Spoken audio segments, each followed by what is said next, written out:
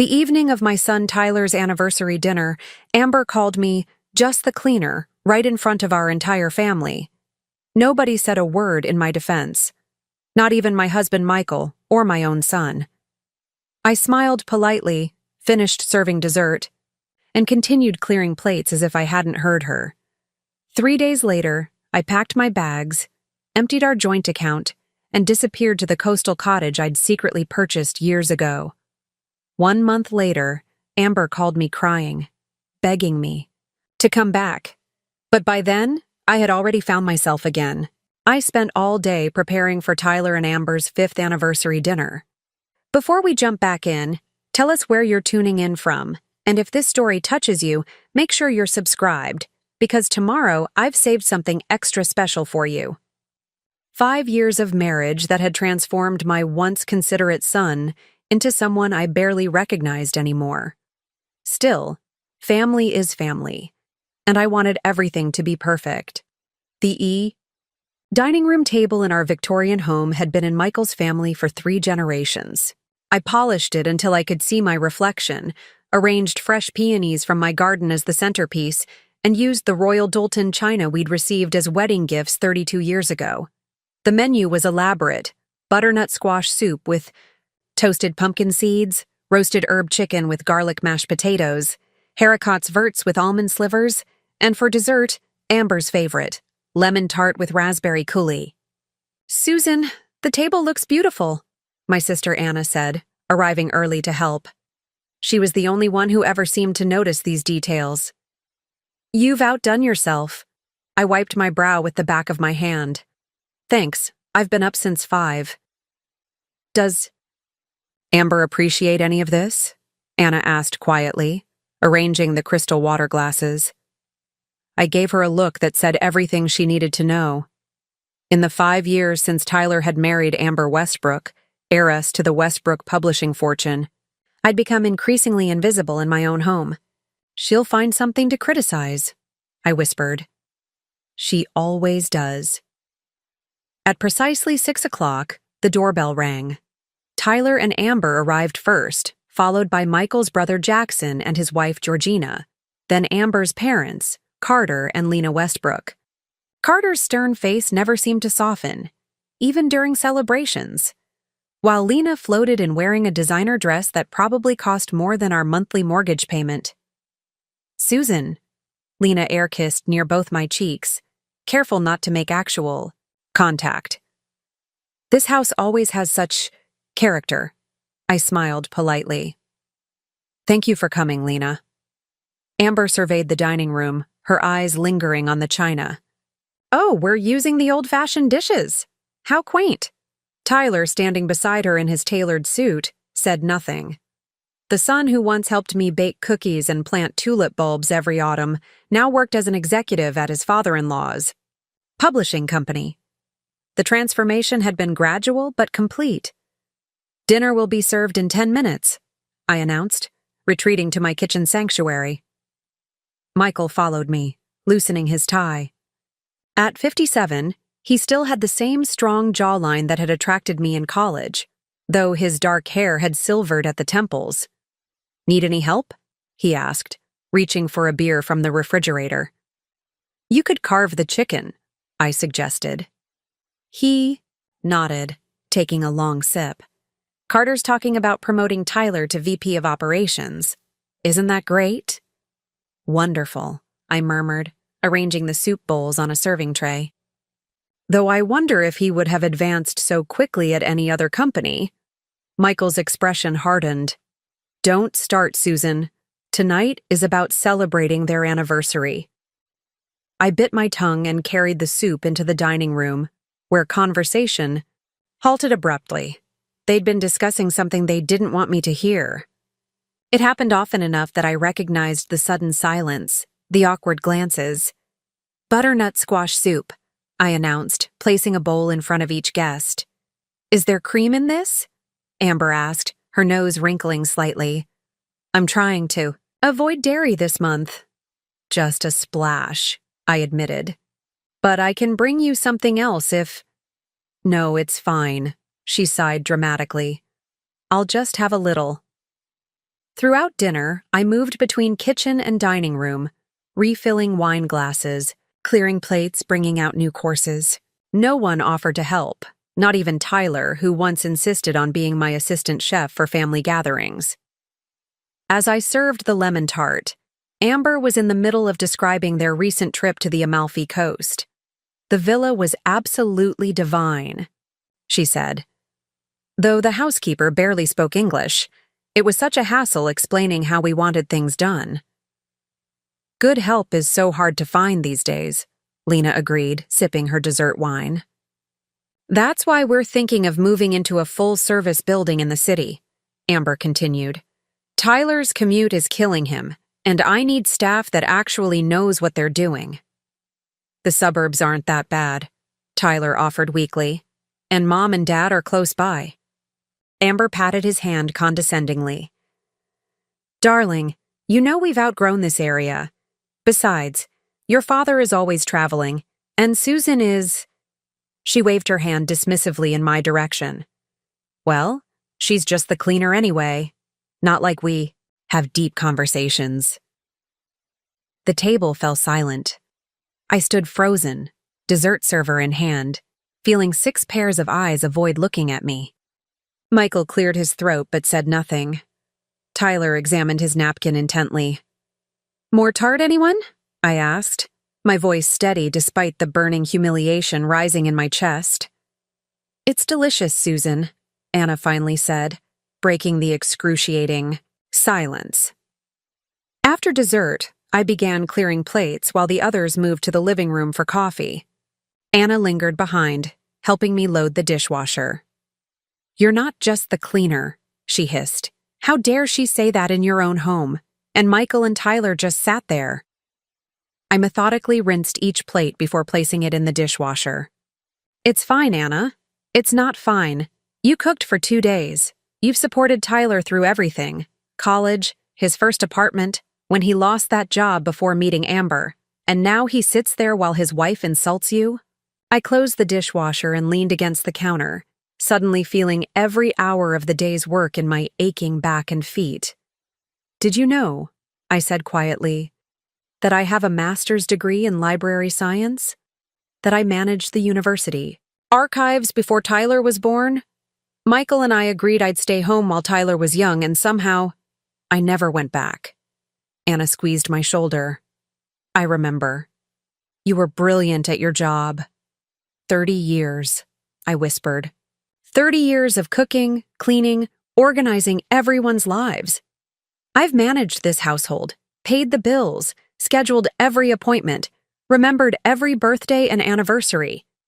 I've been the perfect corporate wife, the devoted mother, the gracious hostess, and now I'm just the cleaner. Through the doorway, I could see them all laughing in the living room. Michael was pouring brandy for Carter, while Tyler showed off photos on his phone. No one had noticed my absence. What are you going to do? Anna asked. I straightened my shoulders and picked up the coffee tray. Right now, I'm going to serve coffee. Tomorrow might be different. As I walked toward the living room with a perfect hostess smile fixed on my face, I felt something shift inside me. A thread that had been stretched too thin for too long had finally, quietly snapped.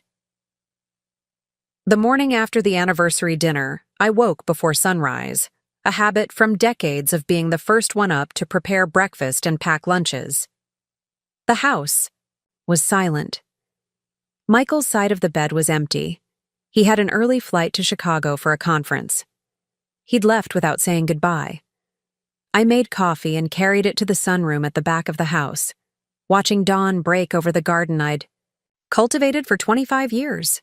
The peonies were beginning to fade, their pink petals scattered across the lawn like confetti after a celebration that had ended too soon. My phone buzzed with a text from Tyler. Thanks for dinner last night. Amber has a slight headache from the wine. Next time, maybe something lighter for dessert? The tart was a bit rich. No mention of Amber's comment. No acknowledgement of the insult that had hung in the air like a toxic cloud. Just critique disguised as suggestion.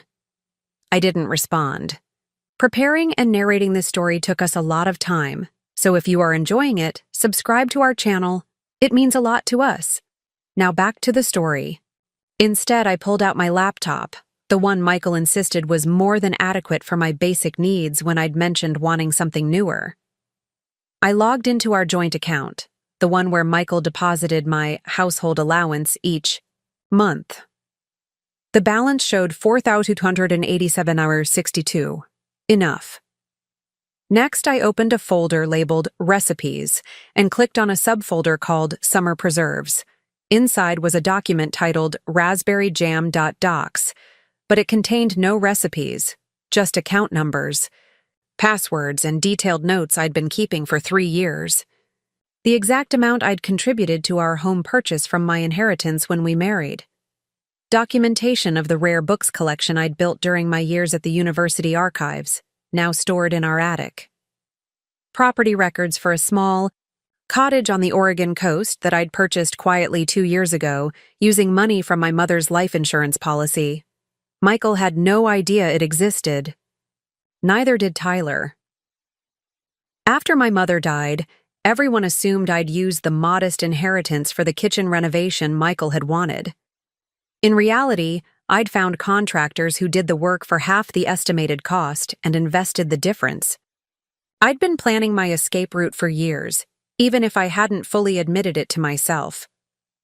The doorbell rang at 10 a.m. It was Anna, bearing blueberry muffins and concern. "I couldn't sleep," she said, following me to the kitchen. I kept thinking about what Amber said. I filled a plate with muffins and poured her coffee. "It's not the first time." "What do you mean?" "Last Christmas, she referred to me as the help when talking to her friend on the phone. At Tyler's birthday, she asked if I'd mind eating in the kitchen since they needed the extra dining chair for someone important from the office. 2 months ago, she brought over her dry cleaning because, and I quote, 'You're going to the cleaners anyway, right?'" Anna's face reddened with anger. "And you never said anything?" "What would be the point? Tyler adores her. Michael says I'm too sensitive." I sipped my coffee. "Besides, she's not entirely wrong. What am I but unpaid household staff at this?" "Point?" Anna reached across the table and gripped my hand. "You're their mother and wife. You deserve respect." "Respect," I repeated, the word feeling foreign on my tongue. "When was the last time you saw Michael actually listen to something I said? He interrupts me mid-sentence at dinner parties. He makes decisions without consulting me. Last month, he replaced my car without even asking what I might want to drive. And Tyler?" I felt my throat tighten. Tyler used to call me every day during his first year of college.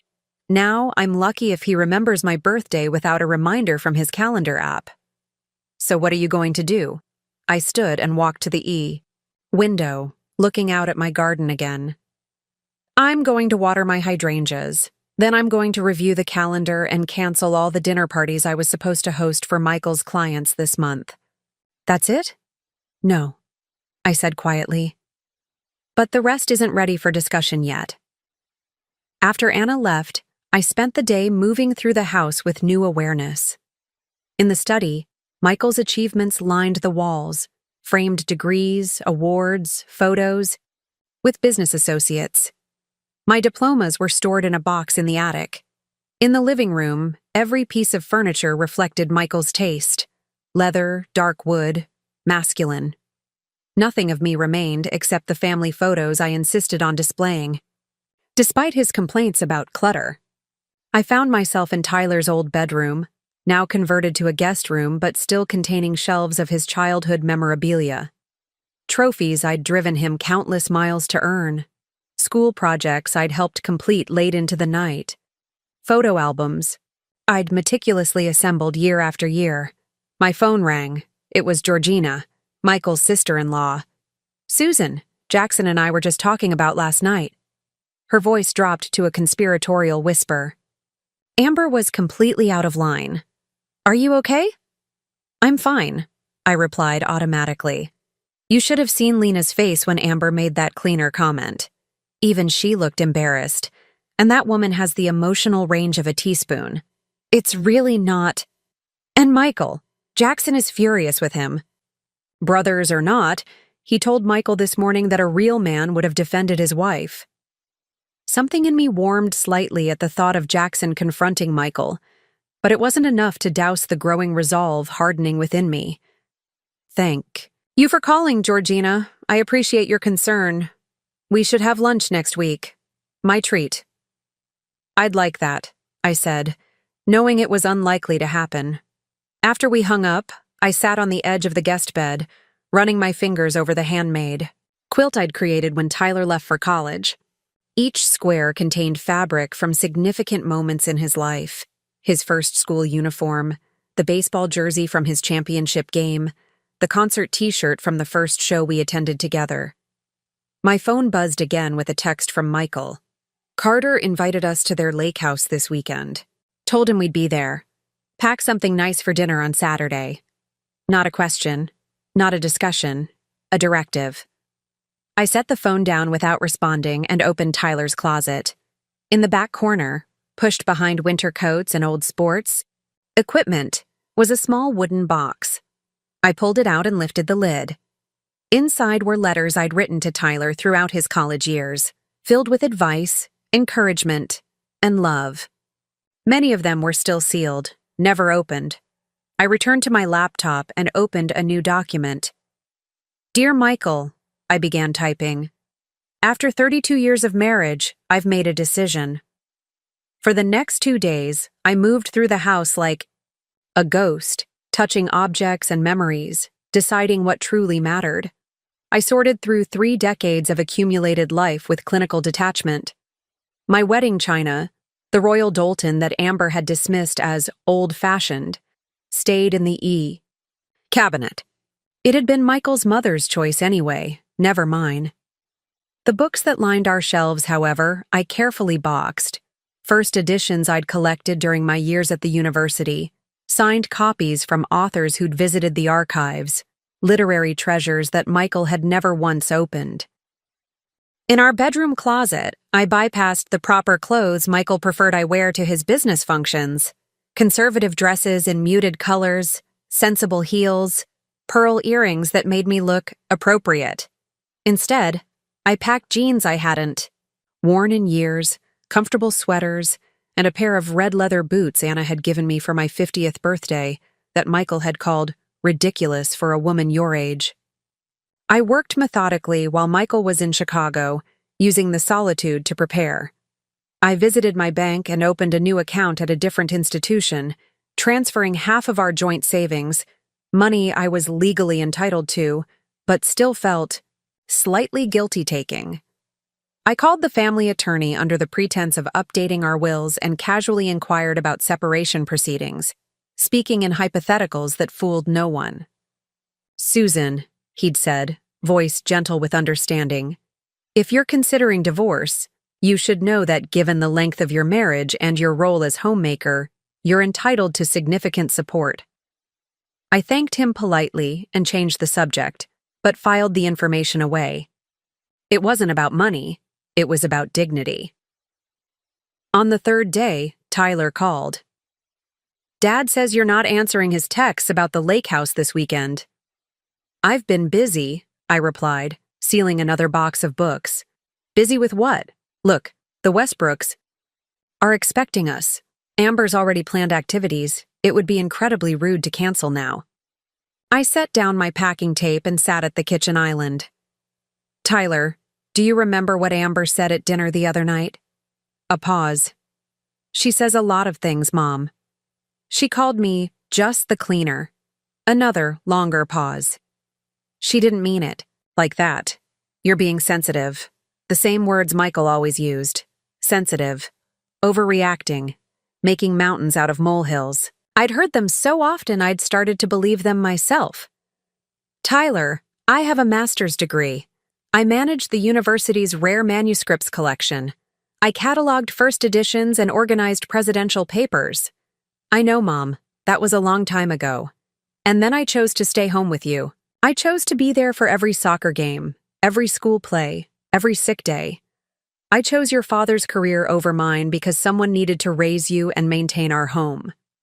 And we appreciate that, but no, I interrupted, surprising both of us. You don't. If you appreciated it, you wouldn't sit silently while your wife demeaned me in my own home. She was tired. She's been under a lot of pressure with the charity gala coming up. I'm tired too, Tyler. I've been tired for years. My son's voice hardened. What's that supposed to mean? It means I won't be at the lake house this weekend. I have other plans. What other plans? You never have other plans. The dismissive certainty in his voice cemented my resolve. Exactly. It's time I did. After hanging up, I called Anna and asked if she could come over. An hour later, we stood in my bedroom looking at 3 suitcases and several boxes neatly stacked by the door. You're really doing this, she said. Not a question, but a confirmation. I've already contacted a property management company about the cottage. They're preparing it for occupancy. I'll drive up tomorrow. Anna sat on the edge of the bed. Does Michael know? He'll find out when he gets home tomorrow night. I've left him a letter. And Tyler? I zipped the final suitcase closed. I've left him one too, along with all those unopened letters from college. Anna helped me load everything into my car, the sensible silver sedan Michael had chosen because it was appropriate for a woman of my station. Tomorrow it would carry me to my coastal cottage, 3 hours north and a world away from this life. What? If Michael tries to follow you? Anna asked as we closed the trunk. He won't, I said with certainty. He has that pharmaceutical merger next week. Nothing takes precedence over work. And Tyler? He'll be too angry at first. By the time that passes, he'll be too busy managing Amber's reaction and placating her parents. The Westbrook connection is too valuable to his career. Anna looked at me with sad recognition. You've thought of everything. I've had years to think about it. I just never had the courage to act until now. That evening, I walked through the garden one last time, saying goodbye to plants I'd nurtured for decades. I cut the last of the peonies and arranged them in a vase, placing it on the dining room table beneath my letter to Michael. Dear Michael, by the time you read this, I will be gone. Not just to the store or to Anna's, but gone from this marriage and this life we've built. Or rather, the life you built while I maintained it. For 32 years, I've been your wife, but for the last decade at least, you've treated me more like staff. I've managed your home, maintained your social calendar, raised your son, and supported your career, all while slowly disappearing, as a person with my own identity and desires. The woman you married, the educated, ambitious librarian with dreams of her own, still exists beneath the corporate wife persona I've worn for so long. I'm leaving to rediscover her. I've taken only what's rightfully mine. The joint account has been divided equally. The household bills are paid through the end of the month, giving you time to make other arrangements. I've left contact information with Anna if there are practical matters to discuss. I don't hate you, Michael. That would require a passion I no longer feel. What I feel instead is a quiet determination to reclaim the remaining years of my life as my own. Susan, I placed a similar letter in Tyler's old room, along with the box of unopened college letters. His was gentler, leaving the door open for future reconciliation if he could recognize his part in my decision. That night, I slept soundly for the first time in years. In the morning, I would leave before dawn, driving north as the sun rose, toward a future that belonged entirely to me. I woke before my alarm, the sky still dark beyond the bedroom window. For a moment, the weight of routine pressed upon me. Coffee to brew, breakfast to prepare, laundry to start. But then I remembered, today, I answered to no one but myself. I showered and dressed in clothes I'd set aside, jeans, a soft blue, sweater, and comfortable driving shoes. No makeup, no styled hair, no careful assembly of the Susan Thompson that Michael and Tyler had come to expect. Just me, unadorned and unburdened. The house was quiet as I moved through it one last time. 32 years in this space, and yet it held so little of me. I paused in the kitchen, running my fingers along the marble countertops Michael had insisted on during the renovation, the resale value, he'd explained, though we had no plans to sell. The kitchen where I'd prepared thousands of meals, packed countless lunches, and baked birthday cakes that Tyler now claimed Amber made better. In the living room, I stopped at the mantel and picked up a family photo taken on Tyler's college graduation. We looked happy, the three of us. Perhaps we were for that moment. I returned it to its place. This wasn't about erasing memories, but creating new ones. The grandfather clock in the hallway chimed 5 as I carried my overnight bag to the car. Everything else had been loaded yesterday. The cottage was partially furnished. I'd seen to that during secret visits disguised as spa weekends with Anna, but some personal touches would make it truly mine. I took one final look at the house from the driveway. Dawn was breaking, painting the sky in shades of pink and gold. Symbolic, perhaps, an ending and a beginning in the same moment. The drive north was peaceful. I rolled down the windows once I hit the coastal highway, letting the salt air fill the car. The radio played songs I chose, not the business news Michael preferred, or the trendy stations Tyler insisted were the only ones worth listening to. By 10 o'clock, I arrived at the cottage. It was small, just one bedroom, a living area, kitchen, and bathroom. But it sat on a bluff overlooking the Pacific Ocean, with a wooden deck that seemed to hover above the water at high tide. The property management company had left everything spotless, with fresh flowers on the kitchen table and a welcome basket of local produce, bread, and wine. I unpacked the car slowly, arranging my books on built-in shelves, placing my clothes in the bedroom dresser, setting up my laptop on a small desk positioned to face the ocean view. By afternoon, the cottage felt like mine in a way the grand house in the suburbs never had, despite my decades there. My phone had been buzzing periodically, Anna checking in, making sure I'd arrived safely. I responded to her but ignored the other notifications. Not yet. I wasn't ready. Instead, I walked down the winding path to the beach below the cottage. The sand was cool beneath my bare feet, the waves rhythmic and soothing. I collected shells, examined tide pools, and watched gulls soar overhead. Simple pleasures I hadn't allowed myself in years. As the sun began to set, I returned to the cottage and opened a bottle of wine from the welcome basket. Sitting on the deck with a glass in hand, I finally looked at my phone. 3 missed calls from Tyler. 1 from Michael's administrative assistant. None from Michael himself, who would still be in flight from Chicago. A text from Tyler. "Mom, what's going on?" Dad's secretary called me about some letter. "Call me ASAP," another, sent an hour later. "This isn't funny. The Westbrooks are expecting us tomorrow. What am I supposed to tell them?" And finally, most recently, just spoke to Dad. He's furious. "You can't just leave like this. We need to talk when he gets home tonight." I silenced the phone and watched the sun sink into the Pacific. Michael would be home by now, reading my letter, perhaps pouring himself a scotch to dull the shock, not of losing me, but of the inconvenience my absence would cause. Tomorrow there would be more calls, more demands, more attempts to pull me back into orbit around their lives. But tonight, I existed only for myself. I slept deeply, lulled by the sound of waves.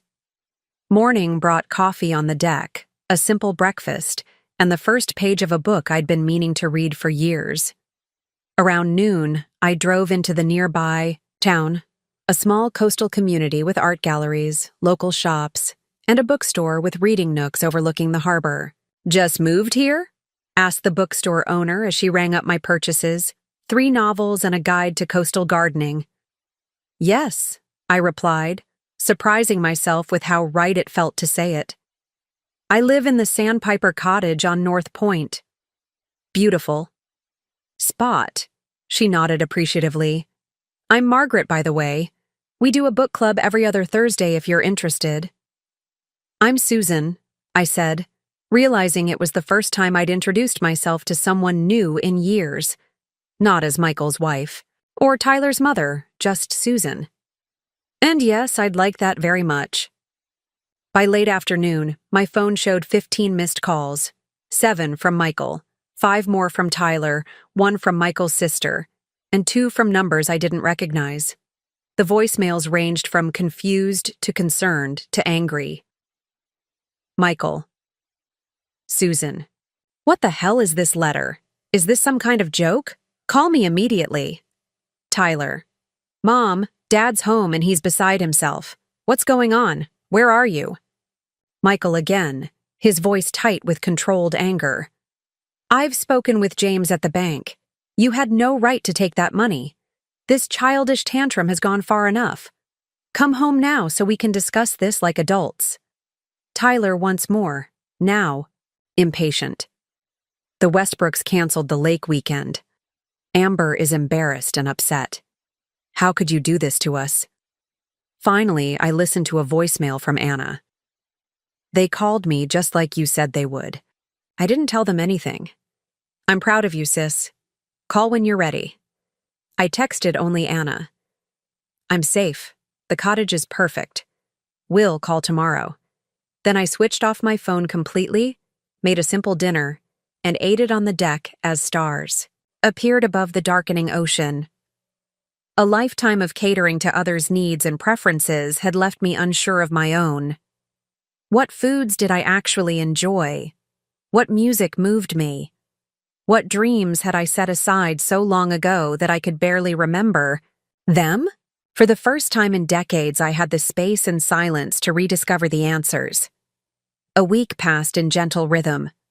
Mornings on the deck with coffee and books, afternoons exploring the beach or the small coastal town, evenings watching sunsets, paint the horizon. I'd switched my phone back on but set it to silent, checking messages once daily like taking medicine, necessary but unpleasant. The calls from Michael had shifted from angry demands to cold negotiations. He'd consulted our attorney and was prepared to be reasonable if I would stop this nonsense and discuss matters properly.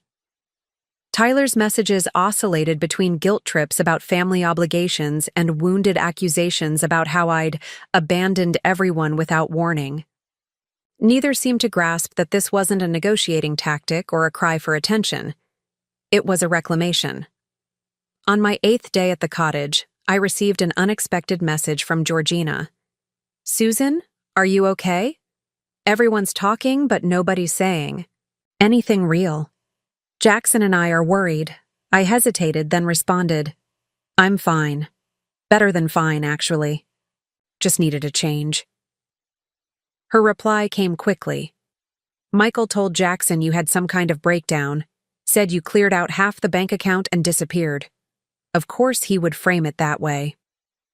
A breakdown implied I was irrational, unstable, not making a clear-headed choice after years of consideration.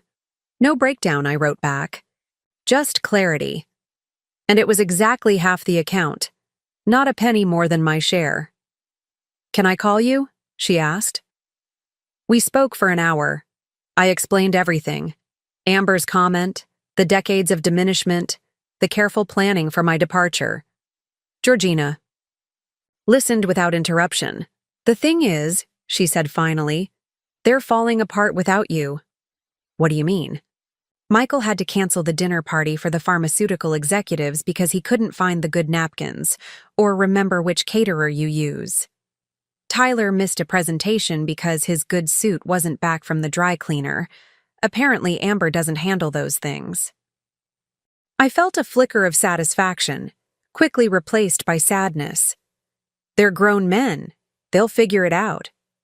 Oh, it gets better, Georgina continued. Michael tried to cook dinner for himself and set off the smoke alarm. The neighbor called the fire department, and Tyler showed up at Michael's with a bag of laundry asking if he could use the machines because Amber refuses to learn how to operate theirs. I could picture it clearly.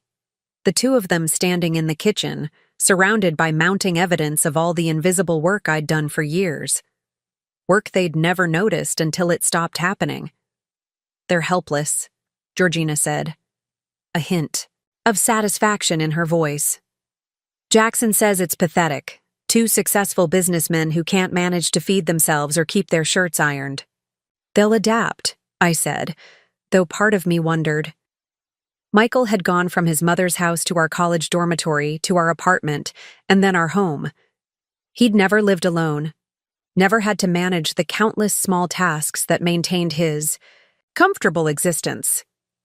"There's something else you should know," Georgina added, her tone shifting. "Amber's mother called Michael in a panic yesterday. Apparently, Amber's having a meltdown because Tyler suggested she might need to step up around their house since you're gone." I could imagine that conversation. Tyler, frustrated by wrinkled shirts and missed dry cleaning, tentatively suggesting that perhaps Amber could handle some household responsibilities. Amber, outraged at the very notion, calling her mother to intervene. "What did Michael say?" I asked. "He told Lena that Tyler would have to handle his own marital problems. Michael's too busy trying to find someone to replace you." "Replace me?" "He's interviewing housekeepers. Asked if I knew anyone good." I laughed despite myself. "He's going to pay someone to do what I did for free all these years?" "Apparently," Georgina paused.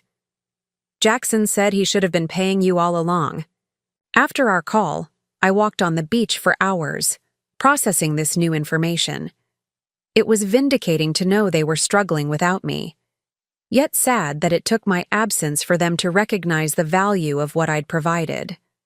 Not my company, not my perspective or my love, just my labor. The next morning, I received a text from Tyler. "Amber's really upset about everything. She says she never meant to hurt your feelings at dinner. Can you please call her so we can move past this?" I stared at the message, noting what it didn't say. No acknowledgement of his silence when Amber insulted me. No recognition of the deeper issues, just a request to smooth things over so their lives could return to comfortable normality. Before I could decide how to respond, my phone rang. "Anna, they're escalating," she said without preamble. "What do you mean?" "Michael showed up at my house last night, demanding to know where you are. He seems to think I've been hiding you in my guest room this whole time." I sighed. "I'm sorry he dragged you into this." "Oh, I'm not complaining. I rather enjoyed telling him I support your decision completely, and that perhaps he should examine why his wife of 32 years felt the need to escape." I could picture Anna, 5'4" and fearless, standing up to my 6-foot husband without blinking. How did he take that? Not well. He said I was encouraging your delusional behavior, and that I'd regret it when you came to your senses and found yourself without a husband. "As if that's the worst possible fate," I murmured. Exactly what I said. I told him that from what I've seen, you're happier without a husband than you ever were with one. "Anna?" "Well, it's true." She paused. "There's more. Tyler and Amber are having serious problems. Jackson heard from Michael that Tyler's sleeping in the guest room." "Because of me?" "Because Tyler suggested that since you're not around to handle everything anymore, perhaps Amber could learn to use the washing machine. She threw a vase at him." I closed my eyes. That's not healthy. None of it was healthy, Susan. That's the point. You were the buffer absorbing everyone's dysfunction. With you gone, they're having to face it directly. After we hung up, I sat on the deck watching seagulls circle above the waves. I felt no triumph in their struggles, only a growing certainty that I'd made the right decision. Their problems weren't mine to fix anymore. That evening, I received a text from an unknown number. "Susan, this is Amber. We need to talk. Things are falling apart here." So it begins, I thought, watching the sun sink into the sea. I ignored Amber's text. Whatever crisis she was experiencing wasn't my emergency. Not anymore. Instead, I attended the bookstore's Thursday night book club, where I met a group of women ranging from their 30s to their 70s, artists, retirees, local business owners. No one asked about my husband or children.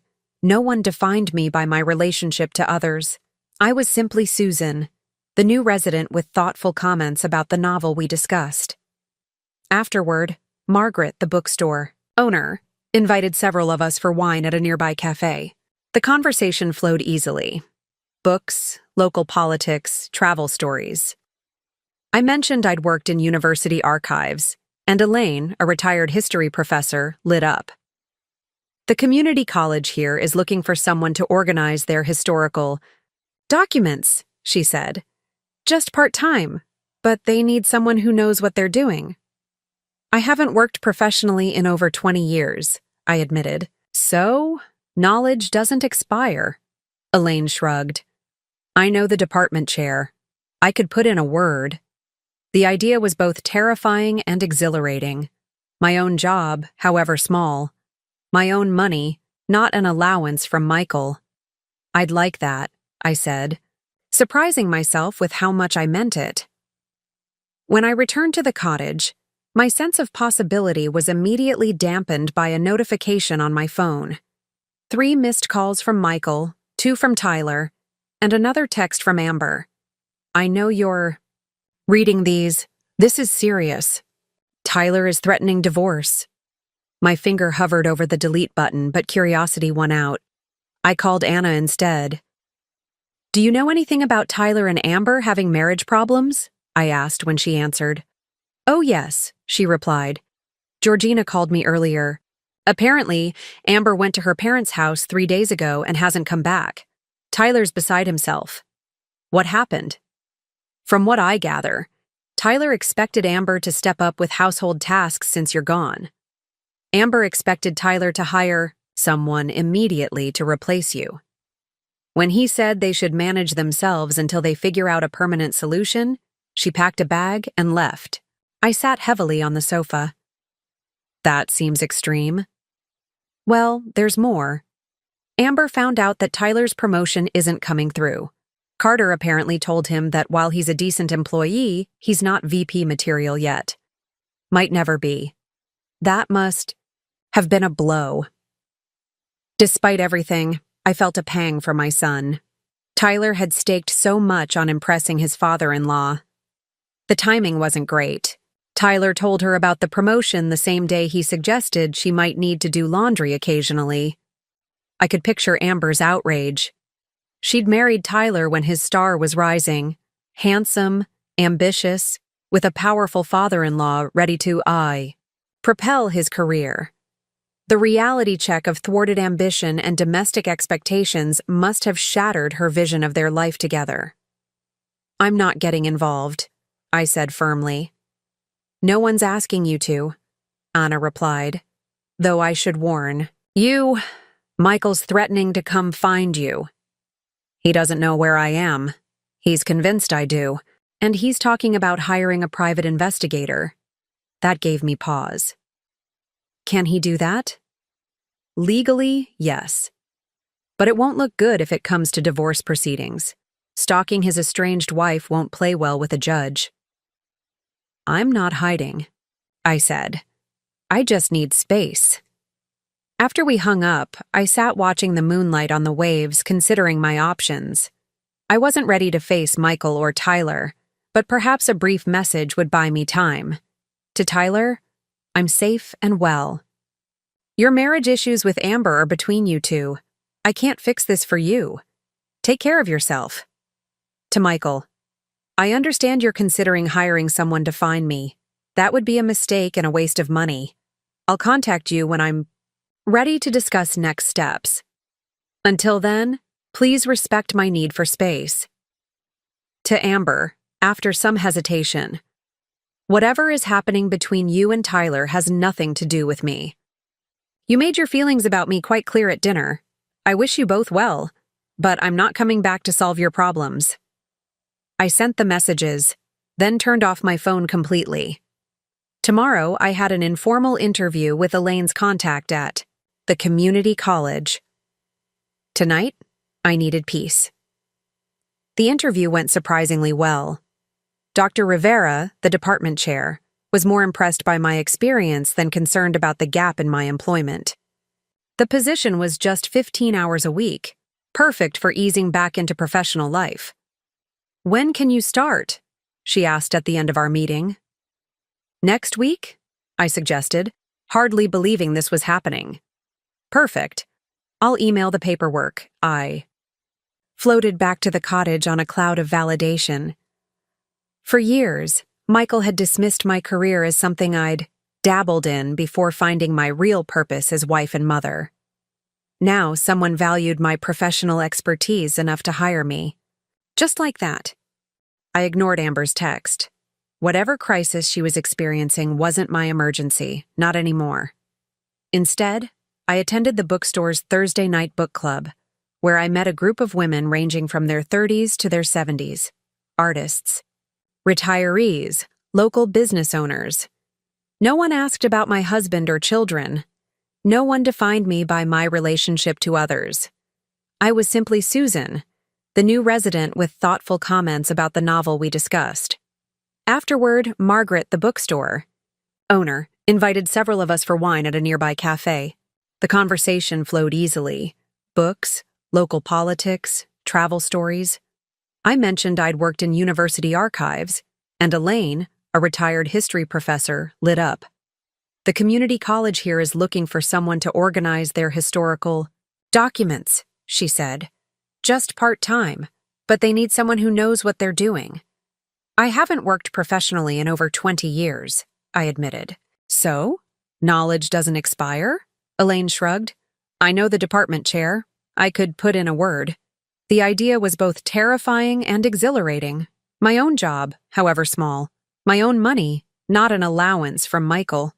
"I'd like that," I said, surprising myself with how much I meant it. When I returned to the cottage, my sense of possibility was immediately dampened by a notification on my phone. 3 missed calls from Michael, 2 from Tyler, and another text from Amber. "I know you're reading these. This is serious. Tyler is threatening divorce." My finger hovered over the delete button, but curiosity won out. I called Anna instead. "Do you know anything about Tyler and Amber having marriage problems?" I asked when she answered. "Oh yes," she replied. "Georgina called me earlier. Apparently, Amber went to her parents' house 3 days ago and hasn't come back. Tyler's beside himself." "What happened?" "From what I gather, Tyler expected Amber to step up with household tasks since you're gone. Amber expected Tyler to hire someone immediately to replace you. When he said they should manage themselves until they figure out a permanent solution, she packed a bag and left." I sat heavily on the sofa. "That seems extreme." "Well, there's more. Amber found out that Tyler's promotion isn't coming through. Carter apparently told him that while he's a decent employee, he's not VP material yet. Might never be. That must have been a blow. Despite everything, I felt a pang for my son. Tyler had staked so much on impressing his father-in-law. The timing wasn't great. Tyler told her about the promotion the same day he suggested she might need to do laundry occasionally. I could picture Amber's outrage. She'd married Tyler when his star was rising. Handsome, ambitious, with a powerful father-in-law ready to propel his career. The reality check of thwarted ambition and domestic expectations must have shattered her vision of their life together. "I'm not getting involved," I said firmly. "No one's asking you to," Anna replied. "Though I should warn. Michael's threatening to come find you. He doesn't know where I am." "He's convinced I do. And he's talking about hiring a private investigator." That gave me pause. "Can he do that?" "Legally, yes. But it won't look good if it comes to divorce proceedings. Stalking his estranged wife won't play well with a judge." "I'm not hiding," I said. "I just need space." After we hung up, I sat watching the moonlight on the waves, considering my options. I wasn't ready to face Michael or Tyler, but perhaps a brief message would buy me time. To Tyler, "I'm safe and well. Your marriage issues with Amber are between you two. I can't fix this for you. Take care of yourself. To Michael. I understand you're considering hiring someone to find me. That would be a mistake and a waste of money. I'll contact you when I'm ready to discuss next steps. Until then, please respect my need for space. To Amber, after some hesitation. Whatever is happening between you and Tyler has nothing to do with me. You made your feelings about me quite clear at dinner. I wish you both well, but I'm not coming back to solve your problems. I sent the messages, then turned off my phone completely. Tomorrow I had an informal interview with Elaine's contact at the community college. Tonight, I needed peace. The interview went surprisingly well. Dr. Rivera, the department chair, was more impressed by my experience than concerned about the gap in my employment. The position was just 15 hours a week, perfect for easing back into professional life. When can you start? She asked at the end of our meeting. Next week? I suggested, hardly believing this was happening. Perfect. I'll email the paperwork. I floated back to the cottage on a cloud of validation. For years, Michael had dismissed my career as something I'd dabbled in before finding my real purpose as wife and mother. Now someone valued my professional expertise enough to hire me. Just like that. When I switched my phone back on, the barrage was immediate. The next morning, I met with Patricia Winters, a divorce attorney Anna recommended.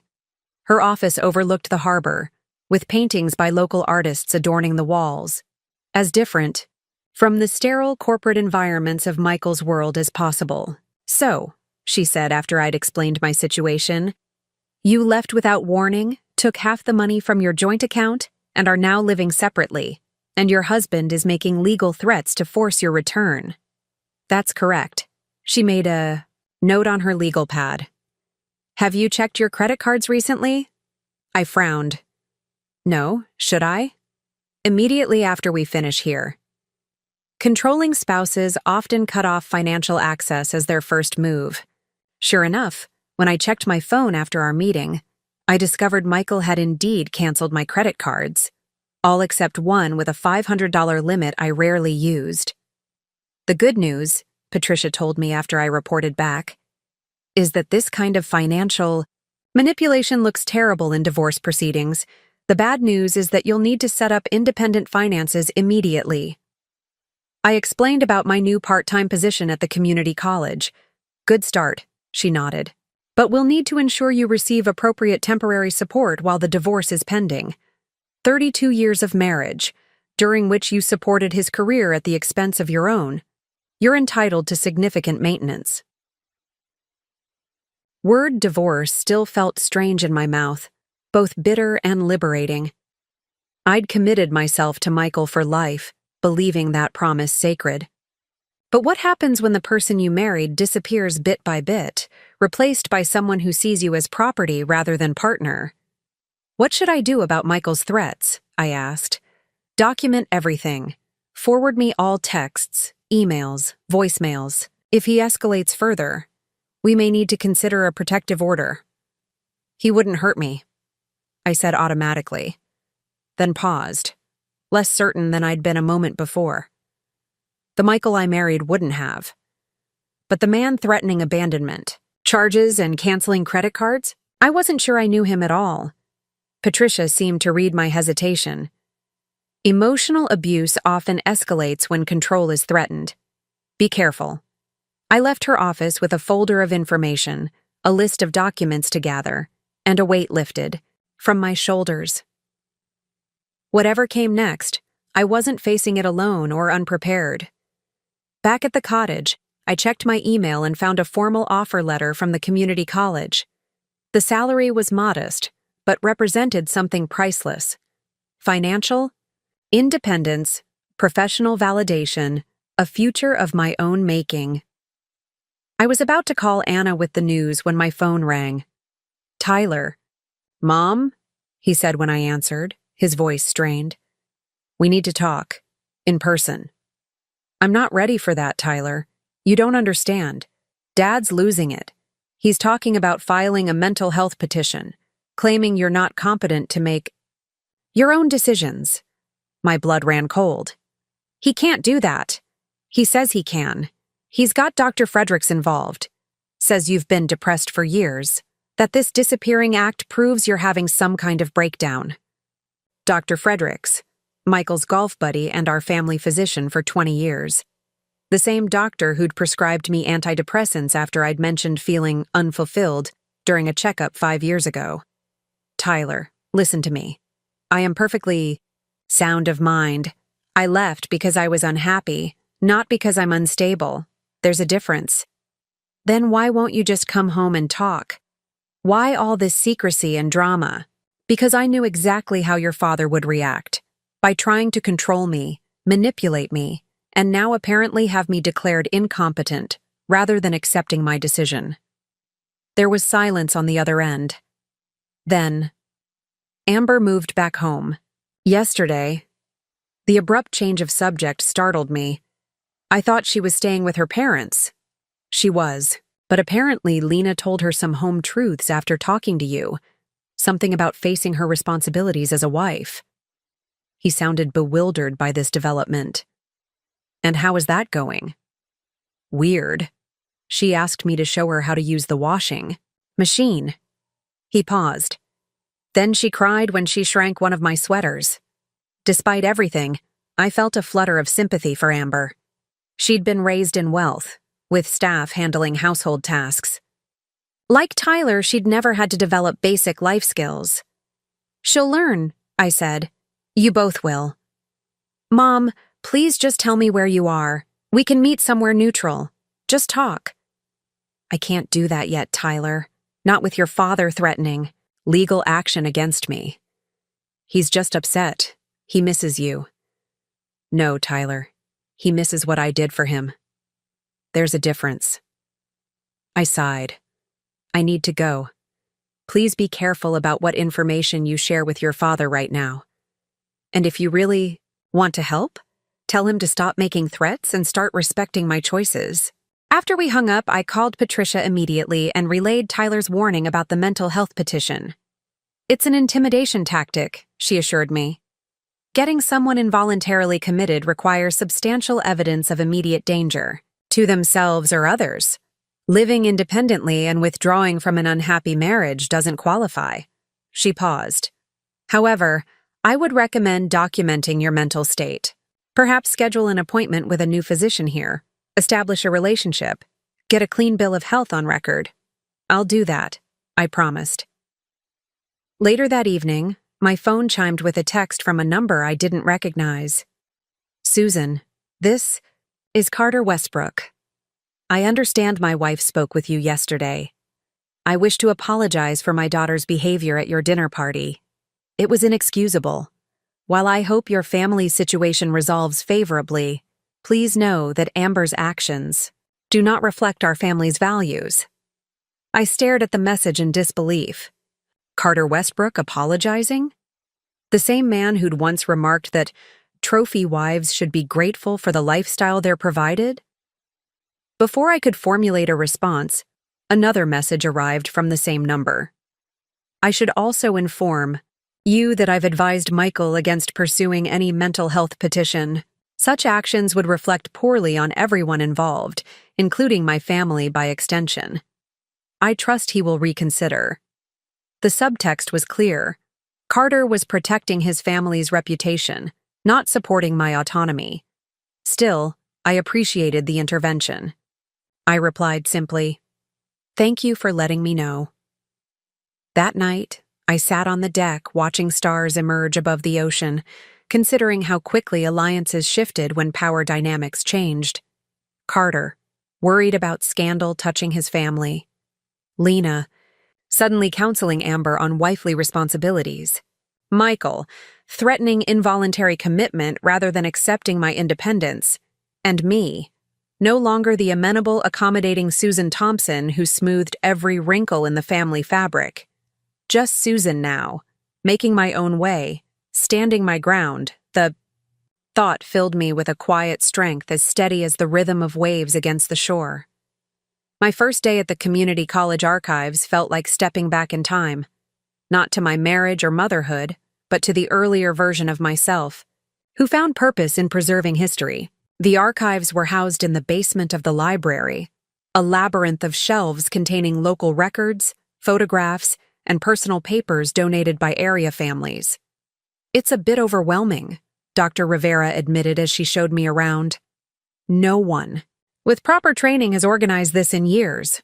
I ran my fingers along a box labeled Coastal Fishing Industry, 1920-1945. "It's perfect," I said, meaning it. The challenge of bringing order to chaos appealed to me in ways I couldn't fully articulate. By lunchtime, I'd created a preliminary organization system and unearthed several fascinating photographs of the harbor from the 1930s. The work absorbed me completely. No one interrupted with demands. No one questioned my methods. No one needed me to stop what I was doing to attend to their needs. "You've accomplished more in 4 hours than our last 3 student assistants did in a semester," Dr. Rivera marveled when she stopped by to check on me. I felt a flush of pride. "I've barely scratched the surface." "Well, whatever you're doing, keep doing it, and please call me Elena." After work, I stopped at a local cafe for lunch, treating myself to a bowl of seafood chowder and a glass of white wine. As I ate, I checked my phone and found a text from Anna. "Michael showed up at my office this morning. Demanded to know if I'm harboring you. I told him you're a grown woman, not a fugitive. He did not take it well." I frowned. "What happened?" "He threatened to sue me for interfering in his marriage. I told him to try it and see how that plays in divorce court. He turned purple and left. I felt a surge of anxiety. I'm sorry he's dragging you into this. Don't be. I'm enjoying watching him unravel. BTW, his housekeeper quit after 3 days, said he was impossible to please. Despite my concern, I couldn't help but smile. Michael, who'd rarely noticed the endless work I did to maintain our home, was now discovering just how difficult it was to replace me. Back at the cottage, I found a certified letter in my mailbox. Formal divorce papers filed by Michael, citing abandonment and emotional distress. I called Patricia immediately. "This is actually good news," she said after I explained. "It means he's given up on forcing your return and is moving to the next stage. His grounds are laughable, but we don't need to contest them if you're agreeable to divorce." "I am," I confirmed. "Then, we'll respond with our own filing. His financial declarations will give us insight into exactly what assets we're dealing with." She paused. "Susan, has he tried to contact you directly about this?" "Not yet." "He will. Remember, don't agree to anything, don't sign anything, don't make any verbal agreements without consulting me first." That evening, I received an email from Michael. "Susan, you've left me no choice but to pursue legal divorce proceedings. Your continued absence and refusal to engage in reasonable discussion have made it clear that you no longer value our marriage or family. I'm prepared to be generous in the settlement, provided you behave reasonably. My offer: the beach house in Florida, which you always liked, a fair monthly allowance, and your personal possessions. In exchange, I'll retain the primary residence, my business interests, and investment accounts. This offer is contingent upon your immediate return of the funds you improperly removed from our joint account and a swift, uncontested divorce. Otherwise, I'll have no choice but to pursue all legal remedies available, including a full accounting of your mental health issues in court." Michael, I forwarded it to Patricia with a single comment: threats and lowballing, as expected. Her response came quickly. "The beach house needs a new roof and has a tax lien. He's offering you expenses, not assets. We'll counter appropriately. And document the mental health threat. It's witness intimidation." I was still processing this exchange when Tyler called. "Mom, did you get Dad's divorce papers?" "I did. This is insane. You need to come home and work this out before it's too late." I sat on the deck, watching the sunset paint the sky in shades of pink and gold. "Tyler, your father and I are getting divorced. That's the reality now." But why? Because of one comment at dinner? Because you felt unappreciated? Every marriage has problems. It wasn't one comment, Tyler. It was 32 years of slowly disappearing until I barely recognized myself. Your father doesn't want a wife. He wants a housekeeper, social secretary, and occasional ornament for business functions. That's not fair. Dad loves you. Does he? When was the last time he asked about my dreams, my interests, or my opinions on anything that mattered? Silence stretched between us. Finally, Tyler said in a smaller voice, I don't want my family to fall apart. My heart ached for him. Despite his entitled behavior, he was still my son, facing the collapse of his understanding of his parents' relationship. The family isn't falling apart, Tyler. It's reconfiguring. Your father and I will both still be your parents. We'll both still love you, but we won't be married anymore. Amber's really upset about everything, he admitted. She says she never meant to hurt you at dinner. I'm sure she didn't intend for me to leave, but she meant exactly what she said. I was just the cleaner to her, and to an extent to you, and your father too. That's not true, isn't it? When was the last time you asked about my life, Tyler? My interests? My dreams? You call when you need something. Advice, a recipe, help with a gift for Amber. But do you ever call just to know how I am? Another long silence. Then quietly, I'm calling now. Yes, you are, and I appreciate that. I softened my tone. How are things with Amber? Really? He sighed. Complicated. She's trying, I think. She made dinner last night, pasta from a box, but still, and she's talking about getting a job. That surprised me. What kind of job?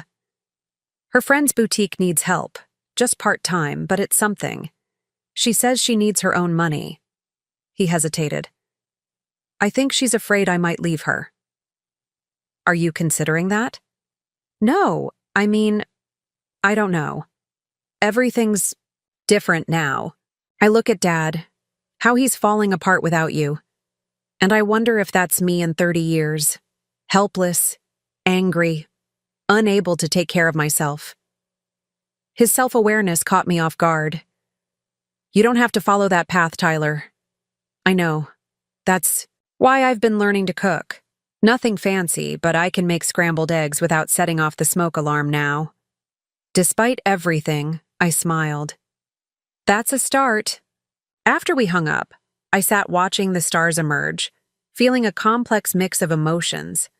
Sadness for the pain my family was experiencing, determination to maintain my boundaries, and a surprising flicker of hope that perhaps, from all this upheaval, something healthier might eventually emerge, for Tyler, for Amber, for me. Not for Michael, though. Some bridges once burned cannot be rebuilt. A month passed quickly in my new life. Each day had a rhythm entirely of my own making. Mornings at the community college archives, afternoons walking the beach or exploring the town, evenings reading or attending local events. I joined the book club permanently, started yoga classes, at a studio overlooking the harbor, and even signed up for a weekend pottery workshop. My small cottage slowly transformed with touches that were uniquely mine. Paintings from local artists, driftwood sculptures I collected on beach walks, colorful throw pillows that Michael would have dismissed as cluttering the aesthetic. I planted a small herb garden on the deck and cooked simple meals for myself, discovering tastes I actually preferred when not catering to others' preferences. The legal process continued in the background. Patricia filed our counter to Michael's. Divorce petition, requesting half of all marital assets, temporary support during proceedings, and permanent alimony afterward. Michael's lawyer responded with outrage and a significantly improved offer, which Patricia advised we reject as still inadequate. He's testing boundaries, she explained. Seeing how little you'll accept, stand firm. I was standing firm in other ways, too. I'd established a new checking account at a local bank, redirected my community college paychecks there, and applied for my own credit card. Small steps toward financial independence, but significant ones. Anna visited one weekend, marveling at the tranquility of my new home. "You seem different," she observed as we walked the beach at sunset. "Lighter somehow." "I feel different," I admitted. "For the first time in decades, every decision I make is for myself, not in service to someone else's comfort or convenience." "Michael's still fuming," she reported. "He showed up at my house again last week, demanding to know if I'd visited you." "I think he had me followed." I stopped walking. "That's disturbing." Jackson confronted him, told him if he came to our house again, he'd call the police. She squeezed my hand. "Don't worry, he's all bluster. His lawyer must be telling him to back off because he hasn't tried anything since." I wasn't so sure. Michael had always been controlled in public, saving his coldest anger for private moments. The Michael who scheduled his life in 15-minute increments and considered emotional displays vulgar wouldn't create public scenes. But that didn't mean he'd accepted defeat. My concern proved justified when I received a call from Georgina the following Tuesday. "Susan, I need to warn you. Michael came to dinner last night and spent the entire evening questioning Jackson about where you might be. He kept mentioning the Oregon coast, asking if we knew anyone there." My blood ran cold. "How would he know I'm in Oregon?" "I'm not sure. But he said something about tracking Anna's car through her insurance app when she visited you." I immediately called Patricia, who advised changing my routine for a few days and documenting any unusual occurrences. "If he shows up, don't engage. Call the police immediately." That evening, I stayed inside with the curtains drawn, jumping at every sound. The cottage that had felt like a sanctuary now seemed exposed and vulnerable. I considered finding a hotel for a few nights, but rejected the idea as giving Michael too much power over my choices. The next day passed without incident, as did the one after. I began to relax, thinking perhaps Michael had just been fishing for information rather than actually knowing my location. Then, exactly 1 month after I'd left, my phone rang with Amber's number. I almost didn't answer, but something, intuition perhaps, made me pick up. "Susan?" Her voice sounded different, smaller, less assured. "Yes, Amber." She took a shaky breath. "I'm sorry to call you like this, but I didn't know who else to talk to. What's wrong?" "It's Michael. He's not doing well." Another breath. "He showed up at our house last night, completely drunk. He was ranting about finding you, making you face consequences." Tyler tried to calm him down, but Michael just got angrier. He broke things. A lamp.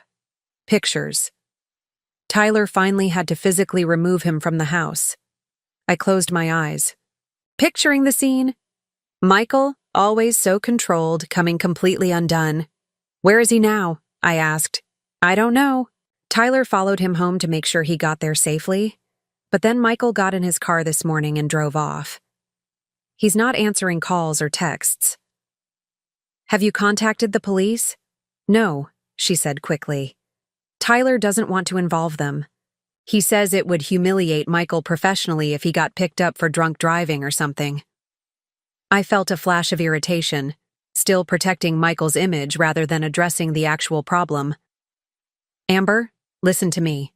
If Michael is driving erratically or making threats, the police need to be involved. This isn't about protecting reputations anymore." But Tyler says, Tyler is still thinking like Michael's son, not like an objective adult. Michael needs help, not protection from consequences. There was silence on the other end.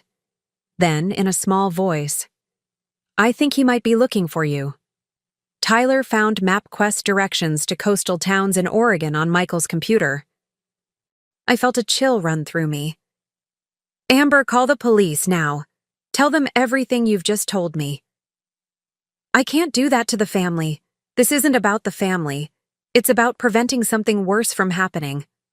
I paused, choosing my words carefully. "Amber, The way Michael's behaving isn't normal grief or anger. It's escalation, and it's dangerous. To himself, and potentially to others. He wouldn't hurt anyone, she protested, but with less conviction. He's just upset about losing you. He hasn't lost me like a possession, Amber. I left an unhealthy situation. I softened my tone. I understand this is difficult for all of you, but enabling Michael's behavior won't help him or anyone else. After more persuasion, she reluctantly agreed to talk to Tyler about contacting authorities. I hung up and immediately called Patricia, who advised me to notify local police about the potential threat and possibly relocate temporarily. I was packing an overnight bag when my doorbell rang. My heart froze. The cottage had no peephole, so I approached the window cautiously and peered through a gap in the curtains. It wasn't Michael standing on my porch. It was Amber, her face tear-stained, a small suitcase at her feet. "Susan?" she called through the door. "Please." I didn't know where else to go. "Michael's looking for you and I'm scared. Please help us." I opened the door cautiously. "Amber? How did you find me?" She looked terrible. Designer clothes wrinkled, makeup smudged from crying, blonde hair pulled. Back in a messy ponytail. Nothing like the polished, perfect daughter-in-law who'd called me just the cleaner a month ago. "Tyler tracked Anna's phone the last time she visited you," she admitted, wiping her eyes. "He was worried about you." I felt a stab of betrayal. My own son, invading my privacy while pretending concern. "Come inside," I said, glancing past her to make sure she was alone. "Where is Tyler?" "Looking for Michael." She stepped into the cottage, clutching her designer handbag like a shield. "He dropped me at a hotel in town, but I was too scared to stay there. What if Michael found me? What if he thought I knew where you were?" I closed and locked the door. "Start from the beginning. Tell me exactly what happened after we spoke earlier." Amber sank onto my sofa, looking completely out of place among my casual, comfortable furnishings. "Tyler and I argued about calling the police. He kept saying we needed to handle this in the family. Then Michael called him." "What did he say?" "He was different. Calm. Said he'd been emotional but was thinking clearly now. Apologized for the scene at our house." She twisted her wedding ring nervously. "Tyler was relieved, but something felt wrong to me. Michael asked all these questions about where Tyler thought you might be, whether Anna had mentioned visiting you." My concern deepened. Michael's sudden calm was more alarming than his previous outbursts. I'd seen this pattern before, the ice-cold calculation that followed emotional storms. Then what happened? Tyler let something slip about Anna's recent trip to the coast. After they hung up, he realized his mistake and tried calling Michael back, but he wouldn't answer. That's when we checked Michael's computer and found the MapQuest directions. "And Tyler brought you here instead of staying with you?" She looked down. "He said he needed to find Michael before Michael found you, that he was the only one who could talk sense into his father." Her voice broke. "I've never seen Tyler so scared. Not even when we thought we might lose the baby during my pregnancy." I paused, processing this new information. "You have a child?" Amber nodded. "Sophia. She's 18 months old. She's with my parents right now." Tears filled her eyes. "Susan, I know you hate me and you have every right to. I was horrible to you. But please, I don't know what to do. Michael's not himself, and Tyler's out there trying to find him, and I'm terrified something awful is going to happen." I took a deep breath, pushing aside my complicated feelings about this woman who had treated me with such casual disdain. Whatever. Our past, the situation now required clear thinking. "First, we need to call the police," I said firmly, reaching for my phone. "Michael's state of mind sounds concerning, and Tyler shouldn't be trying to handle this alone. But the scandal is nothing compared to what could happen if Michael's as unstable as he sounds." I dialed the local police department, explaining the situation as calmly as I could. My estranged husband's erratic behavior, his possible journey to find me, my son's ill-advised pursuit. The officer took the information seriously, promising to send a patrol car to my cottage and to be on the lookout for both Michael and Tyler. I provided descriptions of both men and their vehicles. After hanging up, I turned back to Amber, who sat hunched on my sofa looking utterly lost. A far cry from the confident socialite who had dismissed me so easily at the anniversary dinner. "I should call my attorney," I said, dialing Patricia's number. She answered immediately, and I quickly outlined the situation. "Stay inside with the doors locked," she advised. "I'm filing for an emergency protective order first thing in the morning. Document everything. Amber's statement, any messages from Michael or Tyler, everything." After we hung up, an awkward silence filled the cottage. Amber looked around, taking in the modest space with its simple furnishings and personal touches. "It's nice," she said finally. "Cozy."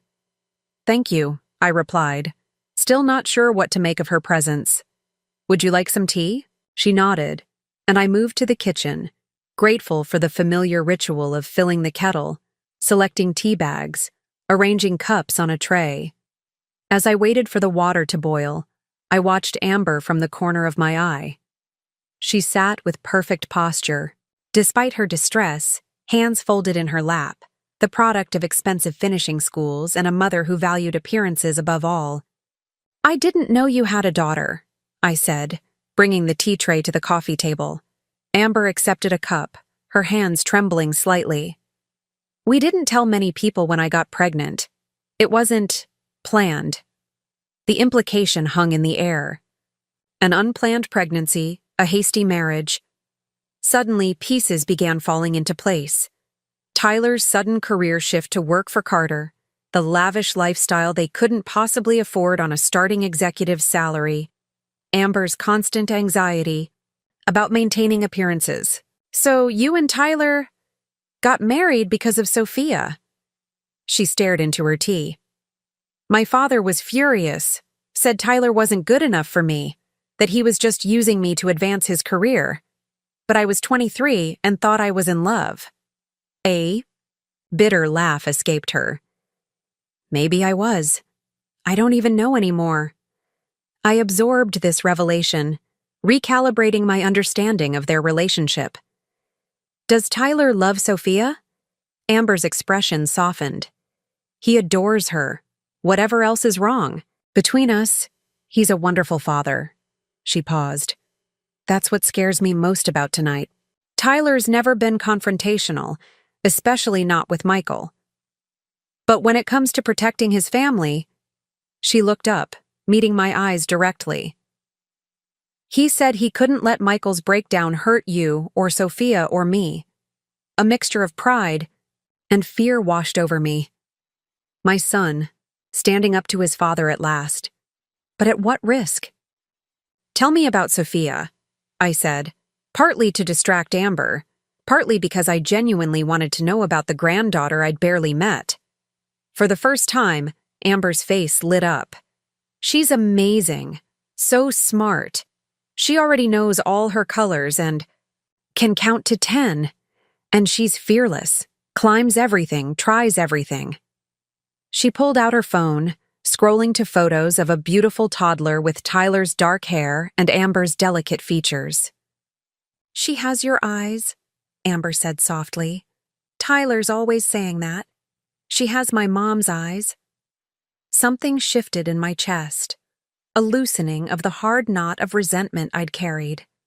Not forgiveness, not yet, but perhaps the beginning of understanding. The moment was broken by the sound of car doors slamming outside. We both froze. I moved to the window, carefully peering through the curtains. "It's the police," I said with relief, watching 2 officers approach my door. I opened it before they could knock. "Mrs. Thompson, I'm Officer Mendez. This is Officer Chen. We'd like to ask you a few questions about your husband and son." I invited them in, introducing Amber and explaining our situation more fully. They took notes, radioed in Michael and Tyler's information, and assured us they would patrol the area regularly throughout the night. We've also alerted state troopers to be on the lookout for their vehicles, Officer Mendez said. Is there somewhere else you could stay tonight? A friend's house, perhaps?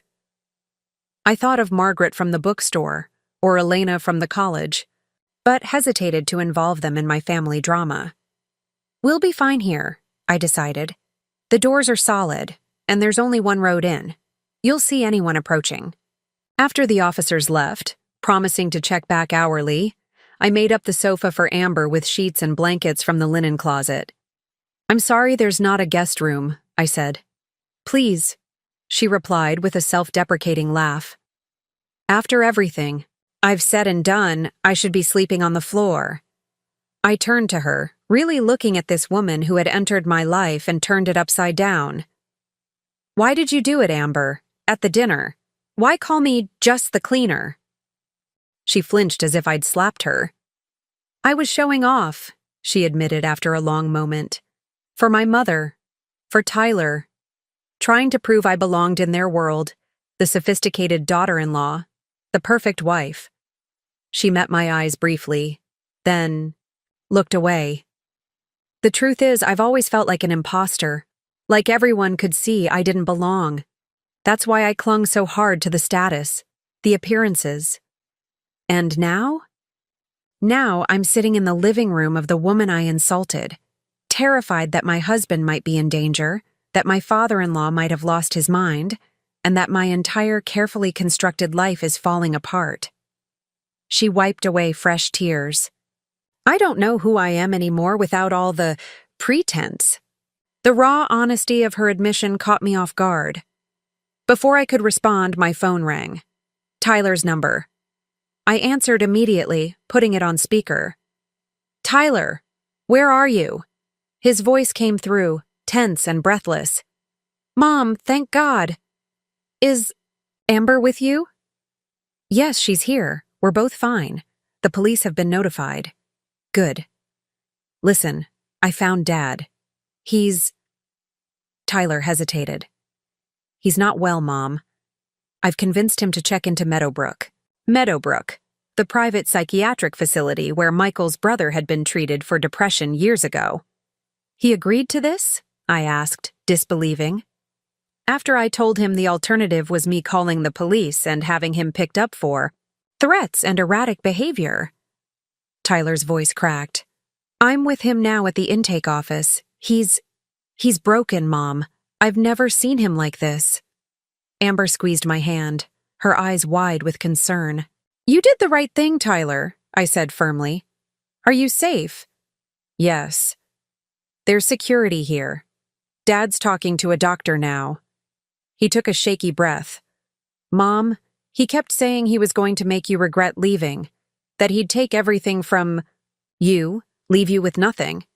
He had a gun in the car. A chill ran through me. Michael, always so controlled, so concerned with appearances, driving across state lines with a gun, intent on… What? Threatening me? Worse? You saved him from himself, I said softly. That took enormous courage. I was so scared, Tyler admitted, his voice small like the little boy who'd once called me when he had nightmares. Not just of what he might do to you, but of what he might become. What I might become if I let this happen. Amber was silently crying now, clutching a throw pillow. To her chest. Where do we go from here? Tyler asked. I looked at Amber, this woman who had entered my family as an adversary but now sat vulnerable and human before me. At the photos of Sophia, the granddaughter I'd barely had a chance to know. At the cottage that had become my sanctuary, but now felt like just one chapter of a continuing story. I don't know exactly, I said honestly, but we'll figure it out, together.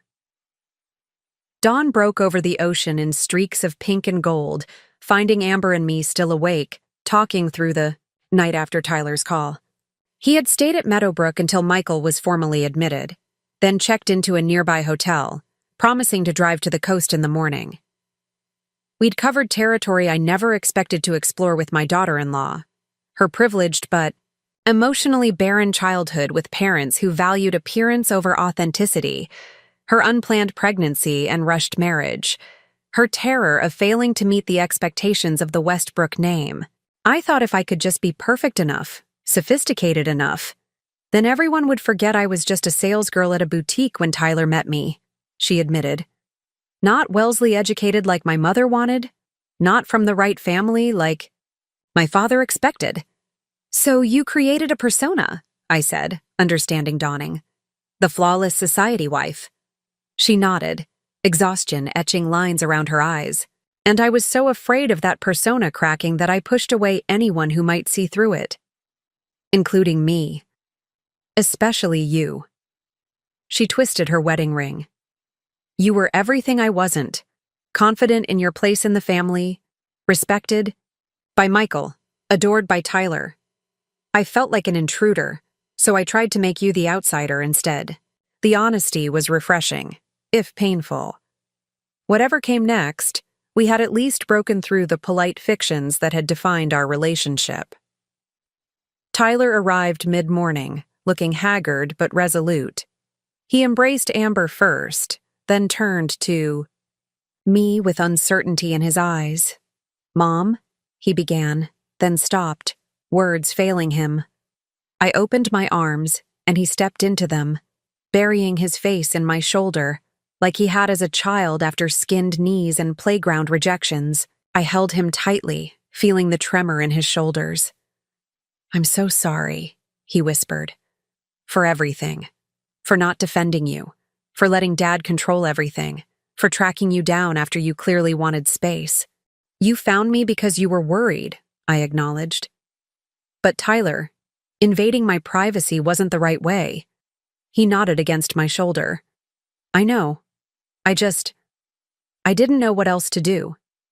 Dad was spiraling and I was scared for both of you. We moved to the deck, where I made coffee while Tyler recounted the previous night's events.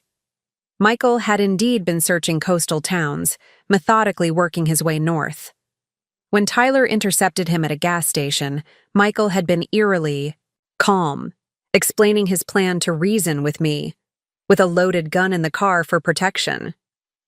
"He kept saying you weren't thinking clearly, that you needed to be protected from yourself," Tyler explained. "It was like he'd created this whole narrative where he was the reasonable one and you were having some kind of breakdown." "Projection," I murmured, thinking of Michael's threats to have me declared incompetent. "The psychiatrist at Meadowbrook thinks he's having a narcissistic injury response," Tyler continued. "She said people who base their entire identity on control and status sometimes fracture when that identity is threatened." "Will he be okay?" Amber asked, her hand in Tyler's. "They're keeping him for at least 2 weeks for observation and treatment." Tyler looked at me. "They asked if you would consider coming in for a family session at some point, but I told them that was entirely up to you. I considered this, watching the waves below. I need to think about it. Right now, I'm still processing the fact that my husband of 32 years was driving around with a gun, looking for me." Tyler flinched. "I still can't believe it either. Dad's always been so contained." "Too contained," I said quietly. He never learned healthy ways to express emotion. So when something finally broke through that control, we sat in silence for a moment, 3 people bound by family ties, but still learning how to truly see each other. "What happens now?" Amber finally asked, the question directed at no one in particular. "Now," I said, "we take one day at a time. Michael gets the help he needs. The divorce proceeds as planned. And we, the 3 of us, figure out what kind of relationship we want going forward." Tyler looked up sharply. "You're still going through with the divorce? Even after all this?" "Especially after all this." I met his gaze steadily. "Tyler, your father's behavior only confirms that our marriage isn't healthy. That doesn't mean I don't care what happens to him, but I can't go back." He nodded slowly. "I understand. I think I was holding on to this idea of our family the way it used to be. But that wasn't real, was it? It was just what I saw as a kid, not what was actually happening. Children see their parents through a different lens, I acknowledged. It's natural. I don't want Sophia to see me and Amber that way, he said firmly. Pretending everything's perfect when it's not. I want her to see real people, even when it's messy. Amber squeezed his hand. We should go get her from my parents. I miss her. I'd like to meet her properly, I said. When things are calmer. She should know her grandmother, Tyler agreed. Her real grandmother, not just the role. We spent the day talking, really talking, about the past and the possible future. Tyler and Amber would return to the city that evening, picking up Sophia from the Westbrooks and beginning the process of rebuilding their own relationship on more honest footing.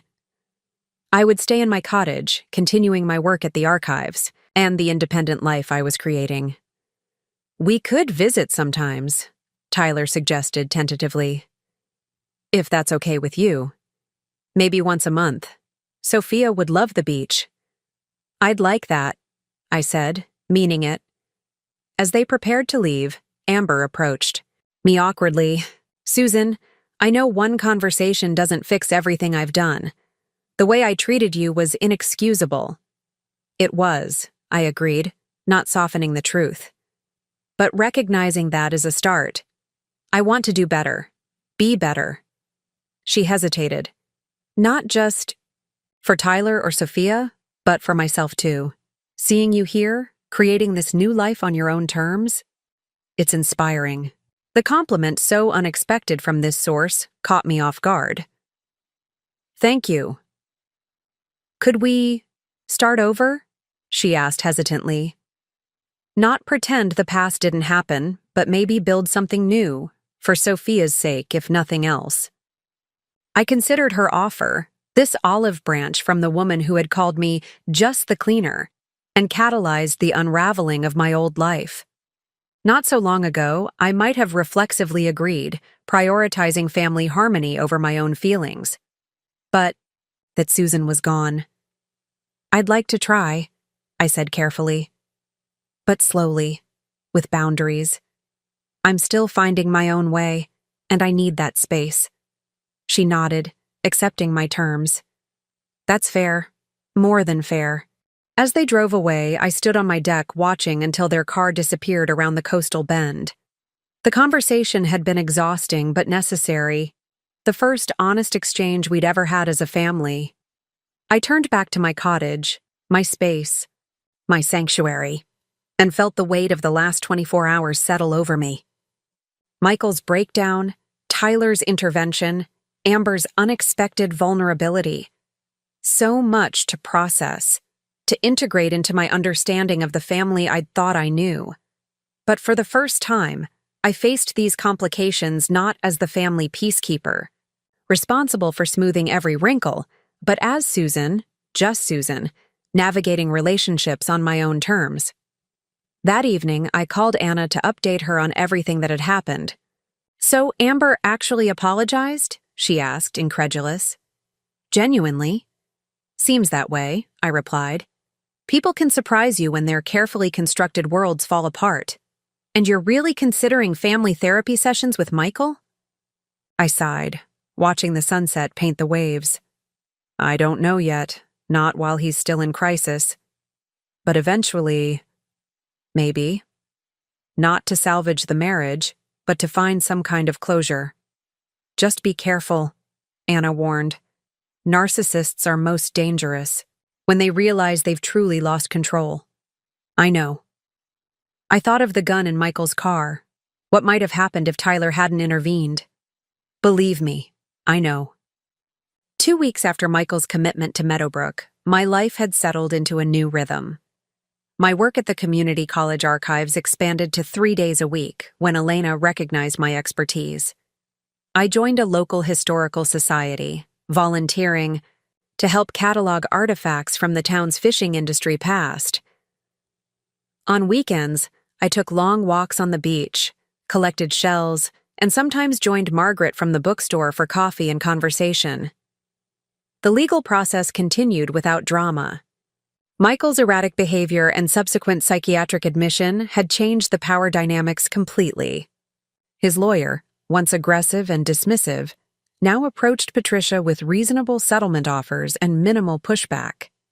He's worried about how a court battle would look, Patricia explained during our weekly call. A high-profile businessman, having a breakdown and threatening his wife with a gun? Career suicide. They want this wrapped up quietly. I felt a complex mixture of emotions, relief that the fight was draining from the divorce proceedings, sadness for the man I had once loved reduced to damage control, and a lingering wariness about what might happen when Michael was released from treatment. Tyler called regularly with updates. Dad's therapist says he's making progress, he reported, recognizing patterns of control, working through anger management techniques. He's on medication now. That's good, I said, meaning it despite everything. I didn't wish Michael ill. I just couldn't be responsible for his well-being anymore. He's asked about you, Tyler added cautiously. Whether you might come for a family session next week. I'd been considering this since Tyler first mentioned it. Part of me wanted nothing to do with family therapy. I'd moved on, was building my new life. But another part recognized that for true closure, perhaps one final conversation was necessary. I'll think about it, I promised. That evening, as I prepared a simple dinner for myself, pasta with fresh herbs from my deck garden, I found myself reflecting on the past 6 weeks. The woman who had stood silently serving anniversary dinner while being called just the cleaner seemed like a stranger now. Had I really tolerated such dismissal, such invisibility for so many years? The thought led me to pull out a journal I'd started keeping since moving to the cottage. Flipping through the pages, I traced my evolution in real time, from the raw hurt and anger of those first entries to the gradual emergence of a more confident voice, dreams and plans taking shape with each passing day. I wrote a new entry, attempting to make sense of my feelings about potentially seeing Michael again. I'm not the same person who left 6 weeks ago. That Susan was wounded, reactive, escaping. This Susan is choosing, building, becoming. If I do see Michael again, it will be from this new foundation, not as his wife, not as Tyler's mother, but as myself. Just myself. The next morning, I called Meadowbrook and spoke with Michael's treatment team. Dr. Levine, his primary therapist, was cautiously optimistic about including me in a session. Michael has been doing important work recognizing his controlling behaviors and sense of entitlement, she explained. A facilitated conversation with you could be beneficial for his recovery process, and perhaps provide closure for you both. I have conditions, I said firmly. I won't be alone with him. I won't discuss reconciliation, and I need to be able to leave at any point if I feel uncomfortable. Of course, she agreed. Those are very reasonable boundaries. We scheduled the session for the following Tuesday. I immediately called Patricia to inform her of my decision. Are you sure about this? She asked, concern evident in her voice. No, I admitted. But I think I need it for closure. And it might help Michael move forward, too. If you're going, I'd like to accompany you, she said. Not into the therapy session itself, but I can wait outside, just in case. I accepted her offer gratefully, touched by her protectiveness. Over the weekend, Tyler, Amber, and Sophia visited as promised. Seeing my granddaughter properly for the first time was a revelation. This bright-eyed, chattering toddler who had my eyes and Tyler's determined chin. She approached the world with fearless curiosity, examining my shell collection with serious concentration, chasing seagulls on the beach with delighted squeals. Gamma, she called me, unable to manage Grandma yet. The sound pierced straight to my heart. Watching Tyler with his daughter, I saw a different side of my son. Patient, attentive, completely present in a way Michael had never been with him. And Amber, though still learning the practical skills of motherhood, loved Sophia with a fierce protectiveness that transcended her concerns about appearances. They were finding their way as parents, as partners, as individuals. The crisis of the past weeks had stripped away pretenses, forcing honesty where there had been careful performance. "We've started couples therapy," Tyler confided as we watched Amber help Sophia build a sandcastle. "It's hard, but good. We're talking about things we should have addressed years ago." "I'm proud of you," I told him, meaning it deeply. "Breaking cycles takes courage." "I learned from you," he said simply. "Watching you choose yourself after all these years, it made me realize I had choices too. We all do." The visit left me both energized and emotionally drained. After they left, I spent Sunday preparing myself mentally for the upcoming meeting with Michael. I made lists of things I wanted to say, boundaries I needed to maintain, outcomes I hoped for. By evening, I felt as ready as I could be. Monday brought an unexpected call from Carter Westbrook. "Susan," he began without preamble, "I understand you're meeting with Michael tomorrow." "How did you know that?" I asked, surprised. "Tyler mentioned it to Amber, who told Lena, who told me." He cleared his throat. "I wanted to express my concern and my apology." "Your apology?" "For not seeing what was happening, for encouraging Tyler's career at the expense of his backbone, for allowing Amber's worst tendencies to flourish unchallenged." He paused. "I've been thinking a great deal about the example I've set for my daughter, about the values I've prioritized. Coming from Carter, imperious, uncompromising Carter, this self-reflection was astonishing." "What brought this on?" I asked. "Seeing my granddaughter growing up in a family following the same patterns that made my daughter so insecure, so desperate for validation." Another pause. "And, frankly, seeing Michael's complete breakdown. We're the same age, came up in business, together. It's been sobering." I wasn't sure how to respond to this unexpected vulnerability from a man who had always seemed carved from granite. "Thank you for telling me this," I said finally. "Be careful tomorrow," he added, before hanging up. "Michael may seem changed, but men like us, we don't surrender control easily." His warning stayed with me as I packed an overnight bag for the trip to Meadowbrook. Whatever awaited me there, I would face it as the woman I was becoming, not the woman I had been. The Susan who had been called just the cleaner no longer existed. In her place stood someone stronger, clearer, and finally, irrevocably, herself. Meadowbrook Psychiatric Center resembled an exclusive country club more than a mental health facility. Manicured grounds, a discreet entrance, understated luxury, in every detail. It was exactly the kind of place Michael would choose, where wealth cushioned even breakdown and recovery came with premium amenities. Patricia accompanied me as promised, her calm professionalism steadying my nerves as we checked in at reception. "I'll be right here," she assured me, settling into a plush waiting area with her tablet. "Take all the time you need." Dr. Levine met me personally, a petite woman with silver-streaked dark hair and intelligent eyes behind stylish glasses. She led me through hushed corridors to a comfortable consultation room with windows overlooking a Japanese garden. "Michael will join us shortly," she explained, gesturing me to a seat. "Before he does, I want to review the structure of this session. I'll facilitate, but this is primarily an opportunity for controlled communication between you two. You've set clear boundaries about reconciliation discussions, which I've shared with Michael. If at any point you feel uncomfortable, simply say, 'I need a moment,' and we'll pause." Does that sound acceptable? I nodded, hands clasped tightly in my lap. Despite my careful preparation, my heart raced at the prospect of facing Michael again.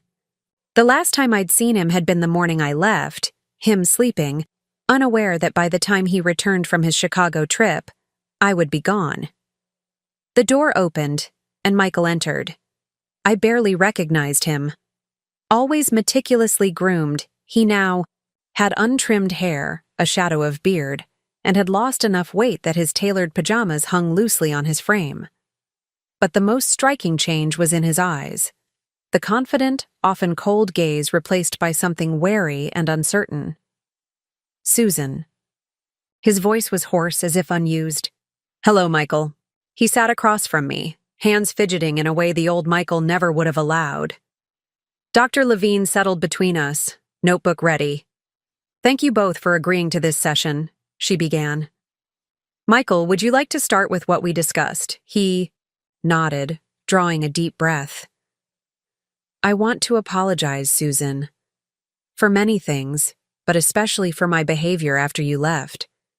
The threats, the manipulation, the gun." His voice caught. "I don't recognize the person I became. I studied him, this diminished version of the commanding man I'd been married to for 32 years. Thank you for that apology," I said carefully. "I appreciate you taking responsibility for those actions."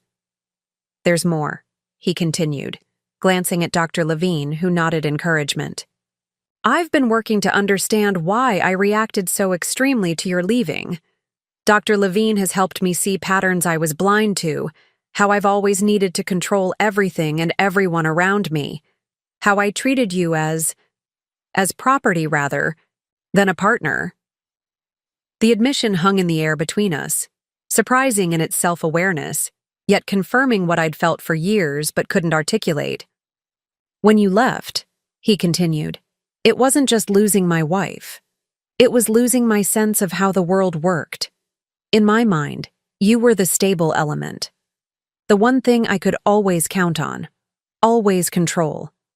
When that was gone, I broke. I wasn't stable because I was naturally that way, Michael," I said quietly. "I was stable because I suppressed everything else, my desires, my opinions, my very self, to maintain the life you wanted." He flinched but nodded. "I see that now. I didn't then." Dr. Levine turned to me. "Susan, would you like to share some of what you've been experiencing since leaving?" I took a moment to gather my thoughts. "I've been discovering who I am apart from being your wife, Michael. Working again, making new friends, creating a life that reflects my choices, not just my obligations. It's been awakening." "You seem different," he observed. "Stronger." "I am stronger. When I left, I was running away from pain. Now I'm moving towards something else. A life that's authentically mine."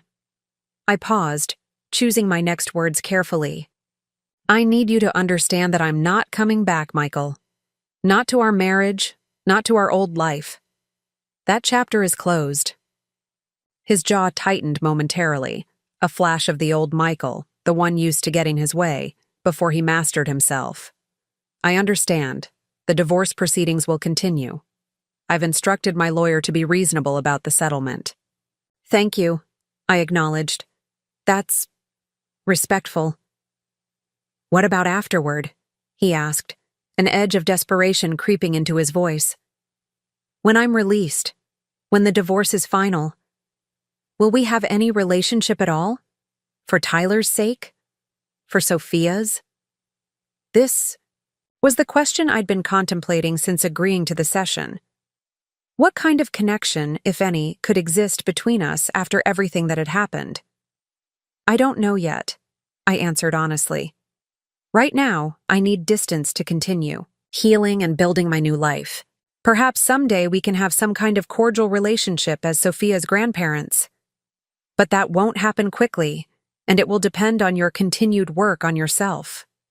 He nodded, disappointment evident, but controlled. "I understand. I'm committed to the work. Not just for any future relationship with you, but for myself, for Tyler, for my own sanity." Dr. Levine guided us through the remainder of the session, facilitating conversations about practical matters, the house, possessions, financial arrangements. Michael was unexpectedly amenable to everything, agreeing that I should keep my car, receive half the value of the house, and obtain generous alimony given my sacrifices for his career. As the session drew to a close, Michael asked if he could say one more thing. "Susan, I want you to know that despite my failures as a husband, and they were many, I did love you. Not in the right way, not in a healthy way, but in the only way. I knew how." His voice broke slightly. "I'm sorry that wasn't enough, that I wasn't enough." The raw vulnerability in his admission caught me off guard. For a moment, I glimpsed the young man I'd fallen in love with decades ago, before ambition hardened him, before control became his religion. "Thank you for saying that," I replied softly. "I loved you too, Michael, for many years.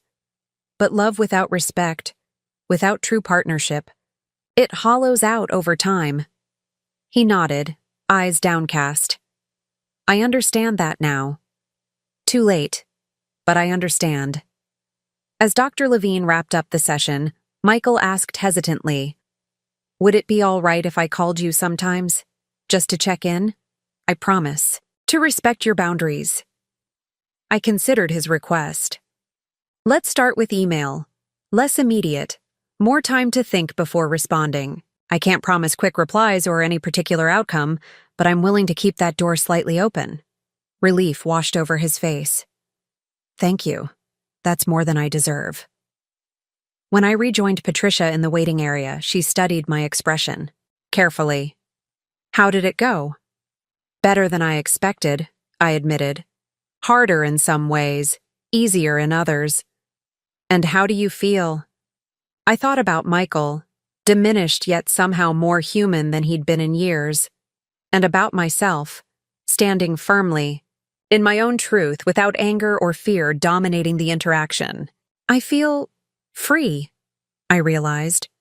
Not because of anything he said or did, but because facing him confirmed what I already knew. I've moved beyond needing his approval or fearing his control. Whatever happens next, I'm going to be okay. As we drove, away from Meadowbrook, I watched the imposing building recede in the side mirror.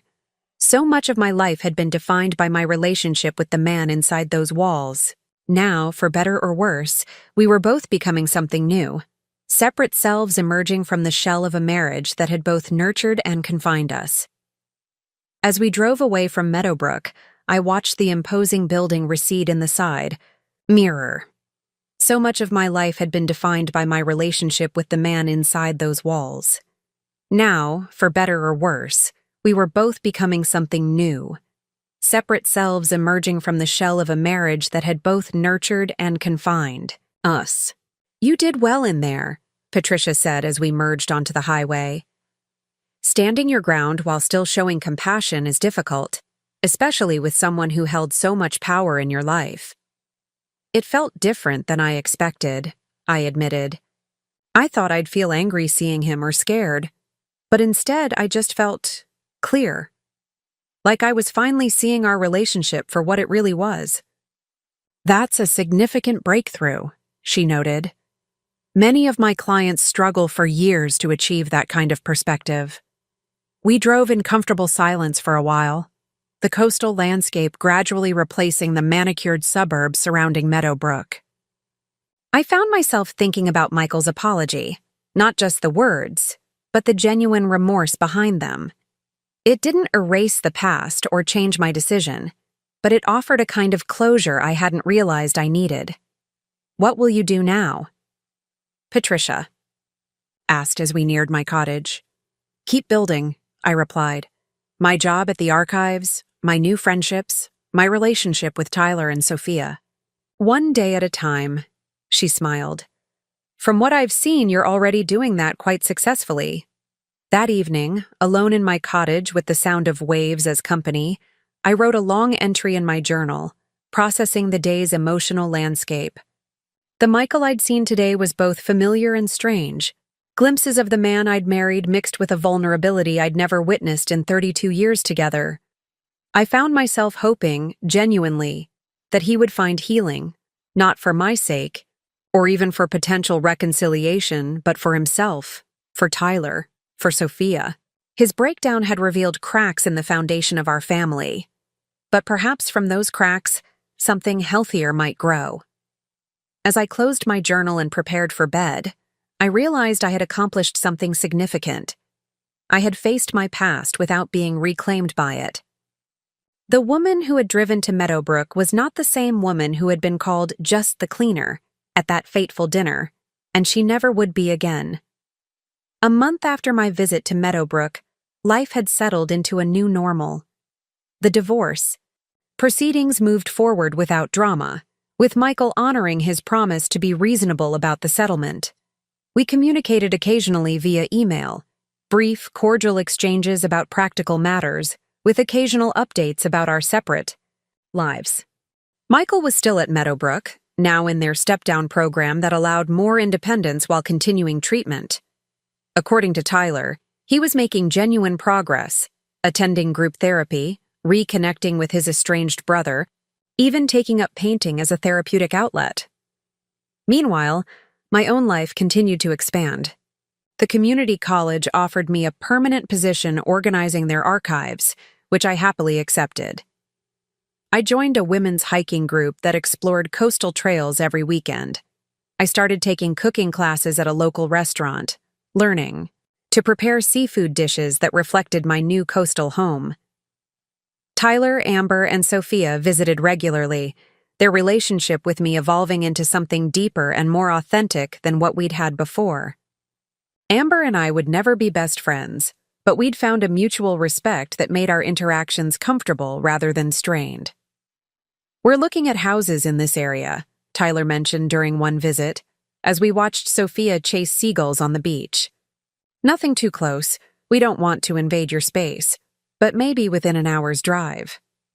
"Really?" I was surprised but touched. "What about your job with Carter?" "I quit," he said simply. "Decided I'd rather build my own career than ride on Amber's family connections. I've taken a position with a marine conservation nonprofit. Less money, but work I actually care about." Amber, joining us with a sandy Sophia in her arms, added, "And I'm starting classes at the community college in the fall. Graphic design." She looked almost shy. "I've always liked art but never thought I could make anything of it." I watched them. My son finding his own path. My daughter-in-law discovering herself beyond the socialite role. My granddaughter growing up with parents who were striving for authenticity rather than appearances. Despite everything, something good had emerged from the upheaval of the past months.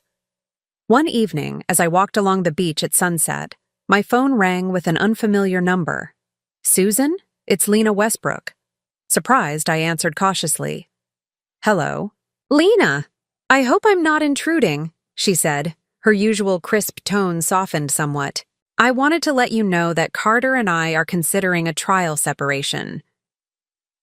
"I'm sorry to hear that," I replied, unsure why she was sharing this with me. "Are you?"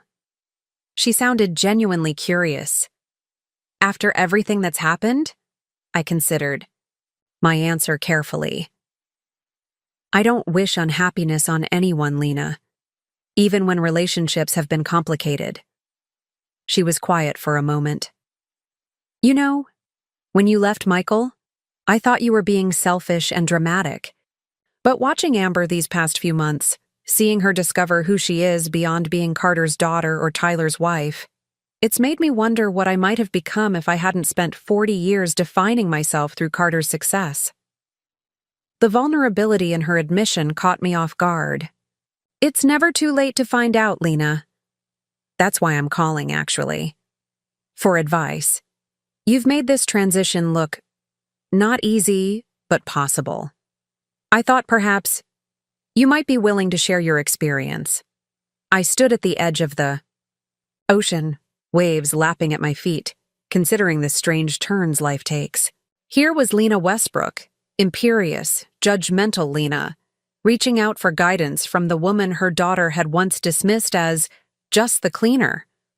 "I'm happy to talk," I told her, "but my path won't be yours.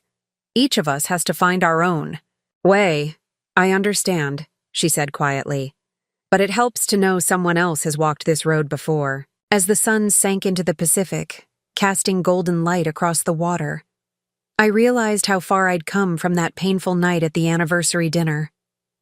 I'd lost a marriage but found myself. And somehow, improbably, that journey was inspiring others to examine their own lives, their own choices. Perhaps that was the most unexpected outcome of all. The divorce was finalized on a crisp autumn morning, 6 months after I'd walked away from my old life. The terms were more than fair. Half of our marital assets, the beach house in Florida, now with a new roof, courtesy of Michael, generous alimony, and a clean break emotionally. I signed the papers in Patricia's office, feeling neither triumph nor regret, just a quiet certainty that I was following the right path. "Congratulations," Patricia said, shaking my hand. "You handled this with remarkable grace." "Thank you for your guidance," I replied. "I couldn't have done it without you." That evening, I received an unexpected email from Michael. "Susan, I've been informed that our divorce is now final. I want to thank you for your fairness throughout this process.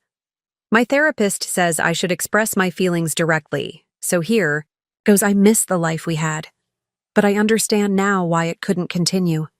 You deserved more than I was capable of giving. I'll be discharged from Meadowbrook next week. Tyler has offered to let me stay with them temporarily while I find my own place. I'm considering something in the coastal area, but I want to assure you that I won't intrude on the life you've built. Before I leave Meadowbrook, I have one request. Would you meet me for coffee at the facility's garden cafe? Just one conversation, face to face, as the people we are now rather than the people we were. No pressure, no expectations, just closure perhaps, or a new beginning as whatever we might become to each other in this next chapter. Regardless of your answer, I wish you happiness in your new life. You've earned it." Michael, I read the message several times, uncertain how to respond. Part of me was wary. This could be manipulation, an attempt to pull me back into orbit around him. But another part recognized the changed tone, the respect for boundaries, the absence of demands. After talking it over with Anna, I decided to accept his invitation. My new life was strong enough, my sense of self secure enough, to withstand a single conversation. The garden cafe at Meadowbrook was lovely. Flowering plants, stone pathways, a small fountain creating gentle background music. Michael was already seated when I arrived, dressed in casual clothes I'd rarely seen him wear during our marriage. Jeans, a sweater, loafers instead of his usual formal business attire. "Susan," he stood, extending his hand rather than attempting a hug. "Thank you for coming." We ordered coffee and spoke of neutral topics at first, the mild weather, Tyler and Amber's house hunting progress, my work at the archives. Gradually, the conversation turned more personal. "I keep thinking about what you said during our therapy session," Michael said, turning his coffee cup slowly. "About how love without respect hollows out over time. It was painful to hear, but it was true." "I'm glad you could hear it," I replied. "For many years I couldn't even say it," he nodded. "I've been learning to listen. Really listen, not just wait for my turn to speak." A rueful smile. "It's harder than it sounds." "Yes," I agreed. "It is." "Susan," he hesitated, seemingly searching for the right words. "I don't expect forgiveness or reconciliation, but I hope that someday, perhaps we might find a way to be friendly. For Tyler's sake, for Sophia's." I considered his request. 6 months ago I would have rejected the possibility outright, but the woman I'd become was strong enough to consider what might be healthy, what might be possible. "I think that could happen, Michael. Not immediately, but eventually."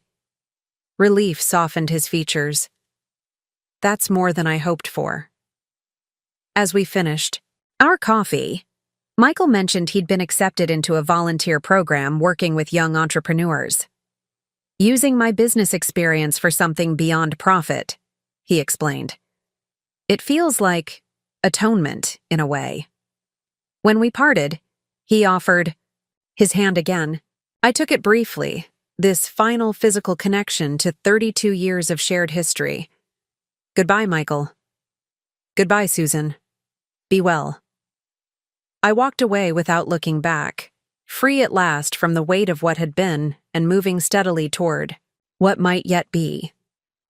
1 year to the day after that fateful anniversary dinner where Amber had called me just the cleaner, I hosted a housewarming party at my cottage.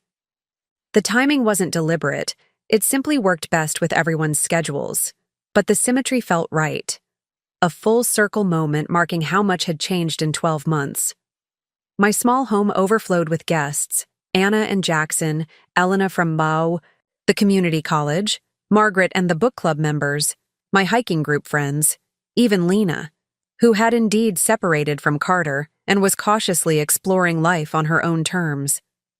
Tyler and Amber brought Sophia, now a chattering 2-year-old who considered my cottage her second home. Michael came briefly, keeping his promise to respect boundaries while gradually establishing a cordial relationship with me. As evening fell, we gathered on the deck overlooking the ocean. Tyler proposed a toast, raising his glass toward me. To my mother, he said, his voice carrying emotion, who taught me, somewhat belatedly, that true strength isn't about maintaining appearances or avoiding conflict. It's about having the courage to choose yourself even when it's terrifying. To Susan, the others echoed, glasses raised. Later, as guests began to leave, Amber approached me privately, nervousness evident in her posture. Susan, there's something I need to say, she began, fidgeting with her wedding ring. A year ago, I called you just the cleaner at that dinner. It was cruel and dismissive, and I've regretted it ever since. We've moved past that, Amber, I assured her. I know, but I need to finish. She took a deep breath. That comment came from my own insecurity, my fear of not measuring up to the family I'd married into. I thought if I diminished you, somehow I'd seem more important. It was childish and hurtful. Thank you for saying that, I acknowledged. The irony is, she continued with a small, self-deprecating laugh, you were never just anything. You were the heart of that family, the one who kept everything and everyone functioning. When you left, it all fell apart, and in the collapse, we finally had to face ourselves honestly. She glanced toward Tyler, who was helping Sophia build a sand castle at the edge of my property. I'm grateful every day that you had the courage to leave, not just for yourself, but for what it taught the rest of us. After everyone had gone and I was alone in my quiet cottage, I sat on the deck, with a glass of wine, reflecting on the year's journey. From the humiliated woman who had served dessert with a fixed smile while being demeaned in her own home, to the independent person who had rebuilt her life entirely on her own terms. My phone chimed with a text from Anna. Beautiful evening. You've created something magical there, sis. So proud of you. I smiled, typing back. Thanks for standing by me through all of it. As I watched the moon cast a silver path across the dark waves, I thought about the many ways we define ourselves throughout our lives. Daughter, wife, mother, professional, friend. For too many years, I had allowed others to determine which of those identities mattered most, which deserved priority, which could be sacrificed. That night at the anniversary dinner, when Amber had reduced me to just the cleaner, she had unknowingly sparked a revolution. Her casual cruelty had cracked open the careful facade I'd maintained for decades, allowing me to finally see the truth of my situation and find the courage to change it.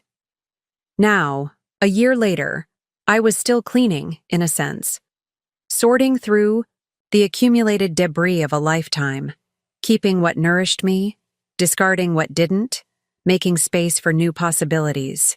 But I was doing it for myself, by my own choice, according to my own standards. I raised my glass to the vast ocean before me, a silent toast to the woman I had become and the life I was continuing to build. A life that was, at long last, authentically mine, no longer just anything, simply completely myself.